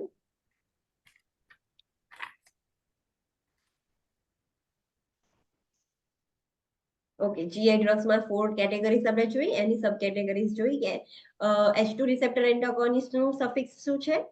ટીડીન or tin. Yes, સો એનું સફિક્સ છે જેના પરથી તમને ઇઝીલી આઈડેન્ટિફાઈ થાય. નર્સિંગ કન્સિડરેશન શું ધ્યાન રાખવાનું? સો જે પણ ક્લાયન્ટને H2 એન્ટાગોનિસ્ટ ચાલતા હોય એનું CBC અને કિડની ફંક્શન ખાસ મોનિટર કરવાનું. આ મેડિકેશન્સ મીલ્સ સાથે તમે આપી શકો છો. એનું પીક એબ્ઝોર્પ્શન છે 2 to 3 અવર્સ, અને એ ઓવર ધ કાઉન્ટર મેડિકેશન છે, તમને ઇઝીલી અવેલેબલ થઈ જશે, પણ એ ઓછા ડોઝિસમાં મળશે as compare to the prescribe ડોઝિસ. અને ક્લાયન્ટને કહેવાનું કે જે પ્રમાણે તમને કીધું છે એ પ્રમાણે જ લેવાની મેડિકેશન્સ, અને શોર્ટ ડ્યુરેશન માટે જ લેવાની. બહુ લોંગ ટાઈમ સુધી તમે મેડિકેશન્સ ના લઈ શકો. નેક્સ્ટ છે પ્રોટોન પંપ ઇન્હિબિટર્સ, PPIs. એનું સફિક્સ શું છે? Prazole. યસ, તો જે પ્રાઝોલ વાળા ડ્રગ્સ છે એ PPIs છે. નર્સિંગ કન્સિડરેશન શું ધ્યાન રાખવાનું? Always administer before 30 to 60 minutes. આ ફૂડની સાથે ના લઈ શકીએ, 30 to 60 મિનિટ્સ પહેલા જ આપવાનું. અને ક્લાયન્ટને કહેવાનું કે બ્લેક કે ટેરી સ્ટૂલ્સ તમને દેખાય તો તરત જ રિપોર્ટ કરો. Please focus. મ્યુકોઝલ પ્રોટેક્ટન્ટ, સુક્રાલ્ફેટ છે એ મ્યુકોઝલ પ્રોટેક્ટન્ટ છે. નર્સિંગ કન્સિડરેશન શું ધ્યાન રાખવાનું? સો એને એમ્પ્ટી સ્ટમક પર જ લેવાનું હોય, મીલ્સના 1 અવર પહેલા, કાં તો મીલ્સના 2 અવર્સ પછી, કાં તો બેડ ટાઈમ પર. યસ, અને 4 ટાઈમ્સ QDSમાં પણ આ ડ્રગ્સ આપી શકીએ છીએ. એન્ટાસિડ્સ આપ્યા હોય એના 30 મિનિટ્સની આગળ પાછળ આ ડ્રગ નહીં આલવાનું. પહેલા ડ્રગ આપ્યું 30 મિનિટ્સમાં, એન્ટાસિડ આપ્યા, કાં તો પહેલા એન્ટાસિડ આપ્યું 30 મિનિટ્સમાં આપ્યું. So within 30 minutes of time frame આ ડ્રગ અને એન્ટાસિડ્સ ભેગું ના કરે, નહીં તો આ જે સુક્રાલ્ફેટની ઇફેક્ટિવનેસ છે એ ઓછી થઈ જશે. જ્યારે પણ એન્ટાસિડ્સ ચાલતા હોય અને કિડની ફેલિયર વાળા ક્લાયન્ટ હોય તેમને કયું એન્ટાસિડ ના આપી શકીએ આપણે? એલ્યુમિનિયમ વાળું એન્ટાસિડ ના આપી શકીએ. જે બી ક્લાયન્ટને ડાયાબિટીસ હોય એમનું બ્લડ શુગર ખાસ મોનિટર કરવાનું. કેમ? કેમ કે કેમ એમાં કે એમાં સુક્રોઝ હોય. Cause ના લીધે. સ્વીટ હોય છે આ, એટલા માટે. અને આ જે ડ્રગ છે એના લીધે વાર્ફરીનની, ડિજોક્સિન, ફેનિટોઇન, લિવોથાયરોક્સિન અને બીજા બહુ એન્ટીબાયોટિક્સ છે એની બાયોઅવેબિલિટી ઓછી થઈ જાય છે. તો મેક શ્યોર કે આ ડ્રગ અને આ બીજી જેટલી બી મેડિકેશન્સ જોઈએ એમની વચ્ચે મિનિમમ 2 અવર્સનો તો ટાઈમ ગેપ હોય જ. વિધિન 2 અવર્સ તમે ના આપી શકો આ કોઈ પણ medications with sucralfate. So these are the nursing consideration. Antacids એટલે aluminium hydroxide, calcium carbonate, magnesium hydroxide એ બધા છે. મેઇન નર્સિંગ કન્સિડરેશન શું ધ્યાન રાખવાનું? તો આ બધા જ એન્ટાસિડ્સ બધા બહુ જ ડ્રગ્સ જોડે ઇન્ટરેક્ટ થાય છે. સો ટેટ્રાસાઇક્લિન્સ વાળા ડ્રગ, ફેનિટોઇન, ફેનોથિયાઝિન, એન્ટીસાઇકોટિક્સ, ડિજોક્સિન, થાઇરોઇડ હોર્મોન, આ બધાની જોડે નહીં આપવાનું. બીકોઝ જો તમે એની જોડે આપશો સો એ ડ્રગ્સની શું કહેવાય ઇફેક્ટિવનેસ ઓછી થઈ જશે, એટલા માટે નહીં આપવાનું. એના એડવર્સ રિએક્શન શું છે? સો એલ્યુમિનિયમ અને કેલ્શિયમ એન્ટાસિડ્સ આપતું હોય ક્લાયન્ટને તો શું થાય? ક્લાયન્ટને કોન્સ્ટિપેશન થઈ જશે. અને મેગ્નેશિયમ એન્ટાસિડ્સ ચાલતા હોય તો Diarrhea. ડાયરિયા થઈ જશે. યસ, અને જ્યારે પણ એલ્યુમિનિયમ એન્ટાસિડ્સ લેતું હોય ક્લાયન્ટ લોંગ ટર્મથી તો એના લીધે શું થઈ શકે છે? હાઇપોસ્પેડેમિયા. ફોસ્ફેટેમિયા પણ થઈ શકે છે. યસ. નેક્સ્ટ લેક્ઝેટિવ્સ જોઈએ. બલ્ક ફોર્મિંગ બલ્ક વધારશે અને ઇઝીલી બલ્ક વધશે એટલે પેરિસ્ટાલ્સિસ ફટાફટ થઈ જશે. તો ક્લાયન્ટને શું કહેવાનું કે always take with a full glass of water કાં તો juice. It can cause oesophageal obstruction. એક વસ્તુ રહી ગઈ કે નથી સ્ટડી કર્યું આપણે? કેસ્ટર ઓઇલ વાળું ને બધું બાકી રહી ગયું મને એવું લાગે છે, મેં એક્સપ્લેન જ નહીં કર્યું. Yes. Okay, so let's see. And it is contraindicated in intestinal narrowing or obstruction. Intestinal narrow હોય કે obstruction હોય એમાં આપણે ના આપી શકીએ. would make it more worse. તો બહુ જ વર્સ થઈ જશે. આના લીધે સોફ્ટ સ્ટૂલ તો થશે પણ ક્યારે અસર કરશે? તમે લો એના કેટલા દિવસ પછી સોફ્ટ સ્ટૂલ થાય? 1 to 2 days. Yes, એ 1 ડેઝમાં પણ થાય, 2 or 3 ડેઝમાં પણ થઈ શકે છે. સર્ફેક્ટન્ટ લેક્ઝેટિવ્સ એને સરફેસ ટેન્શન ઓછું કરી દેશે અને સોફ્ટ કરીને બહાર નીકાળી દેશે સ્ટૂલને. તો નર્સિંગ કન્સિડરેશન શું? આમાં પણ ક્લાયન્ટને કહેવાનું 1 ફૂલ ગ્લાસ ઓફ વોટરની સાથે લેવાનું અને એને પણ સોફ્ટ સ્ટૂલ બનાવતા 1 to 3 ડેઝ લાગશે જ્યારે તમે લેશો એના પછી. નેક્સ્ટ છે સ્ટિમ્યુલન્ટ લેક્ઝેટિવ. આ રહી ગયું હતું.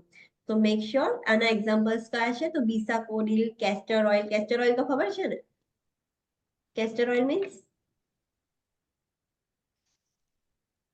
Dwell. ડીવેલ. Dwell.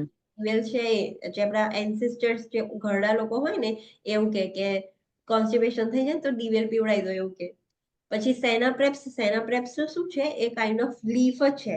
એ આવું રેમેડીઝ જેવું છે કે લીવ્સ હોય ને એ લીવ્સ ને પાવડર કરીને કેવી રીતે પીવડાવી દઈએ તો એના લીધે સ્ટિમ્યુલેટ થઈ જાય ઇન્ટેસ્ટાઇન ને ફટાફટ સ્ટૂલ પાસ થઈ જાય.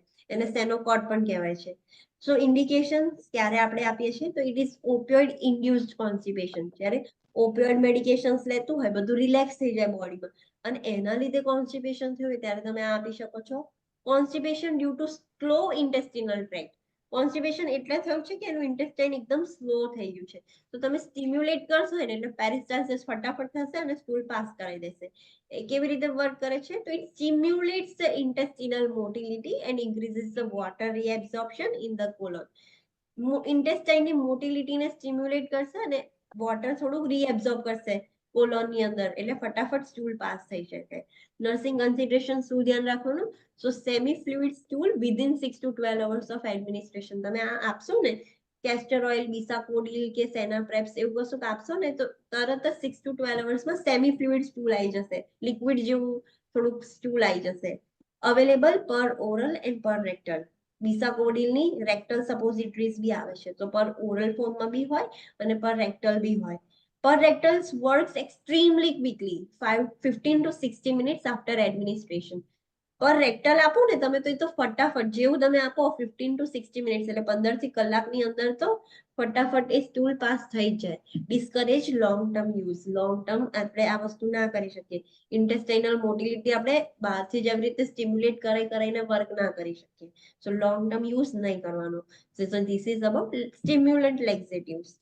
નેક્સ્ટ આપણે ઓસ્મોટિક લેક્સેટિવ્સ જોયા હતા. ઓસ્મોટિક લેક્સેટિવ્સમાં નર્સિંગ કન્સિડરેશન શું ધ્યાન રાખવાનું? તો એક સોફ્ટ અને semi fluid stool within 6 to 12 hours ની અંદર આવી જાય છે.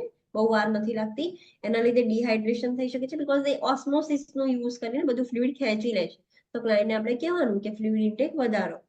મેગ્નેશિયમ વાળા જે પ્રિપેરેશન્સ છે એ કિડની વાળા ક્લાયન્ટને નહીં આપવાના. સોડિયમ વાળા જે પ્રિપેરેશન્સ છે એ હાર્ટ ફેલિયર વાળા ક્લાયન્ટને નહીં આપવાના. So you have to remember this. Next છે એન્ટી-ડાયરિયલ ડ્રગ્સ. એન્ટી-ડાયરિયલ ડ્રગ્સ ડાયરિયા માટે આપણે આપીએ છીએ. નર્સિંગ કન્સિડરેશન શું યાદ રાખવાનું? તે બહુ જ ઇફેક્ટિવ એન્ટી-ડાયરિયલ ડ્રગ છે અને એના ડોઝ બહુ સ્મોલ અમાઉન્ટમાં હોય છે. ધો ઇટ ઇઝ ઓપિયોઇડ ડેરિવેટિવ પણ એના ડોઝિસ બહુ સ્મોલ છે તો એનાથી કશું ડિપેન્ડન્સ કે યુફોરિયા નથી થતું અનલેસ ઇટ ઇઝ અબ્યુઝ. જેવું કોઈ પર્સન એનો અબ્યુઝ કરે બહુ ઓવરમાં લે મિસયુઝ કરે તો જ એ થાય બાકી તો નોર્મલી નથી થતું. અગર એનો ઓવરડોઝ થઈ જાય તો તમે એન્ટીડોટ નેલોક્ઝોન આપી શકો છો. નેક્સ્ટ છે એન્ટીએમેટિક્સ. એન્ટીએમેટિક્સમાં આપણે એન્ટીહિસ્ટામાઇન્સ તમને ખબર હોય કે એલર્જીમાં અમુક વાર વોમિટિંગ ને એવું બધું થાય છે. એન્ટીકોલિનર્જિક્સ આ બધી આપી શકો છો. પેચ ફોર્મ્સ એના અવેલેબલ છે પણ મેઇનલી એન્ટીએમેટિક્સ આપણે સિરોટોનિન એન્ટાગોનિસ્ટ અને ડોપામિન એન્ટાગોનિસ્ટ જ વધારે પ્રિફર કરીએ છીએ. એ ડાયરેક્ટલી એના ઉપર વર્ક કરે છે. એન્ટીહિસ્ટામાઇન ઇનડાયરેક્ટલી વોમિટિંગ પ્રિવેન્ટ કરશે. એન્ટીકોલિનર્જિક્સ બી સિક્રીશન્સ ઓછા કરીને વોમિટિંગ પ્રિવેન્ટ કરે છે પણ આ તો ડાયરેક્ટ સ્પેસિફિકલી વોમિટિંગ પર જ વર્ક કરશે અને વોમિટિંગને ઓછું કરી દેશે. સો સિરોટોનિન એન્ટાગોનિસ્ટ કેવી રીતે ખબર પડશે? એનું સફિક્સ શું છે? Petron. સેટ્રોન, ઓન્ડેન્સેટ્રોન, ગ્રેનિસેટ્રોન એ બધું છે. નર્સિંગ કન્સિડરેશન શું ધ્યાન રાખવાનું? ફાસ્ટ પુશ નહીં કરવાનું. ક્યુટી પ્રોલોંગ થઈ જશે અને વેન્ટ્રિક્યુલર ટેકિકાર્ડિયા થઈ શકે છે ક્લાયન્ટને એટલા માટે. ડોપામિન એન્ટાગોનિસ્ટ છે તો એમાં એના એક્ઝામ્પલ્સ છે પ્રોમિથાઝિન, ક્લોરપ્રોમેઝિન. તો જે ઝીન વાળા જે ડ્રગ્સ છે એ બધા ડોપામિન એન્ટાગોનિસ્ટ છે. નર્સિંગ કન્સિડરેશન શું ધ્યાન રાખવાનું? તો એના સાઇડ ઇફેક્ટ શું થાય છે? એક્સ્ટ્રાપિમિડલ રિએક્શન્સ થાય છે. એન્ટીકોલિનર્જિક્સ ઇફેક્ટ જોવા મળે છે. અગેન એક વસ્તુ સિક્રેશન્સ મતલબ વોમિટિંગ નહીં થવા દે તો ઓવરડોઝ થઈ જાય તો એન્ટીકોલિનર્જિક ઇફેક્ટ આવી શકે છે. હાઇપોટેન્શન થાય છે. સમટાઈમ્સ સિડેશન ઓર રેસ્પિરેટરી ડિપ્રેશન્સ પણ થઈ શકે છે. એનો સિવિયર સાઇડ ઇફેક્ટ છે અને જે ચાઇલ્ડ હોય એમનામાં બહુ જ કોશિયસલી યુઝ કરવાનું. ચાઇલ્ડને આ ડોઝ આપતા હોઈએ ત્યારે અને 2 yearsથી નાનું હોય ચાઇલ્ડ તો આ મેડિકેશન અપાય ના અપાય. 2 yearsથી નાના ચાઇલ્ડમાં તો અવોઇડ જ કરવાનું છે. એમને આપણે નથી આપવાની. નેક્સ્ટ આપણે જોયું ટીપીએન. ટીપીએન એટલે શું?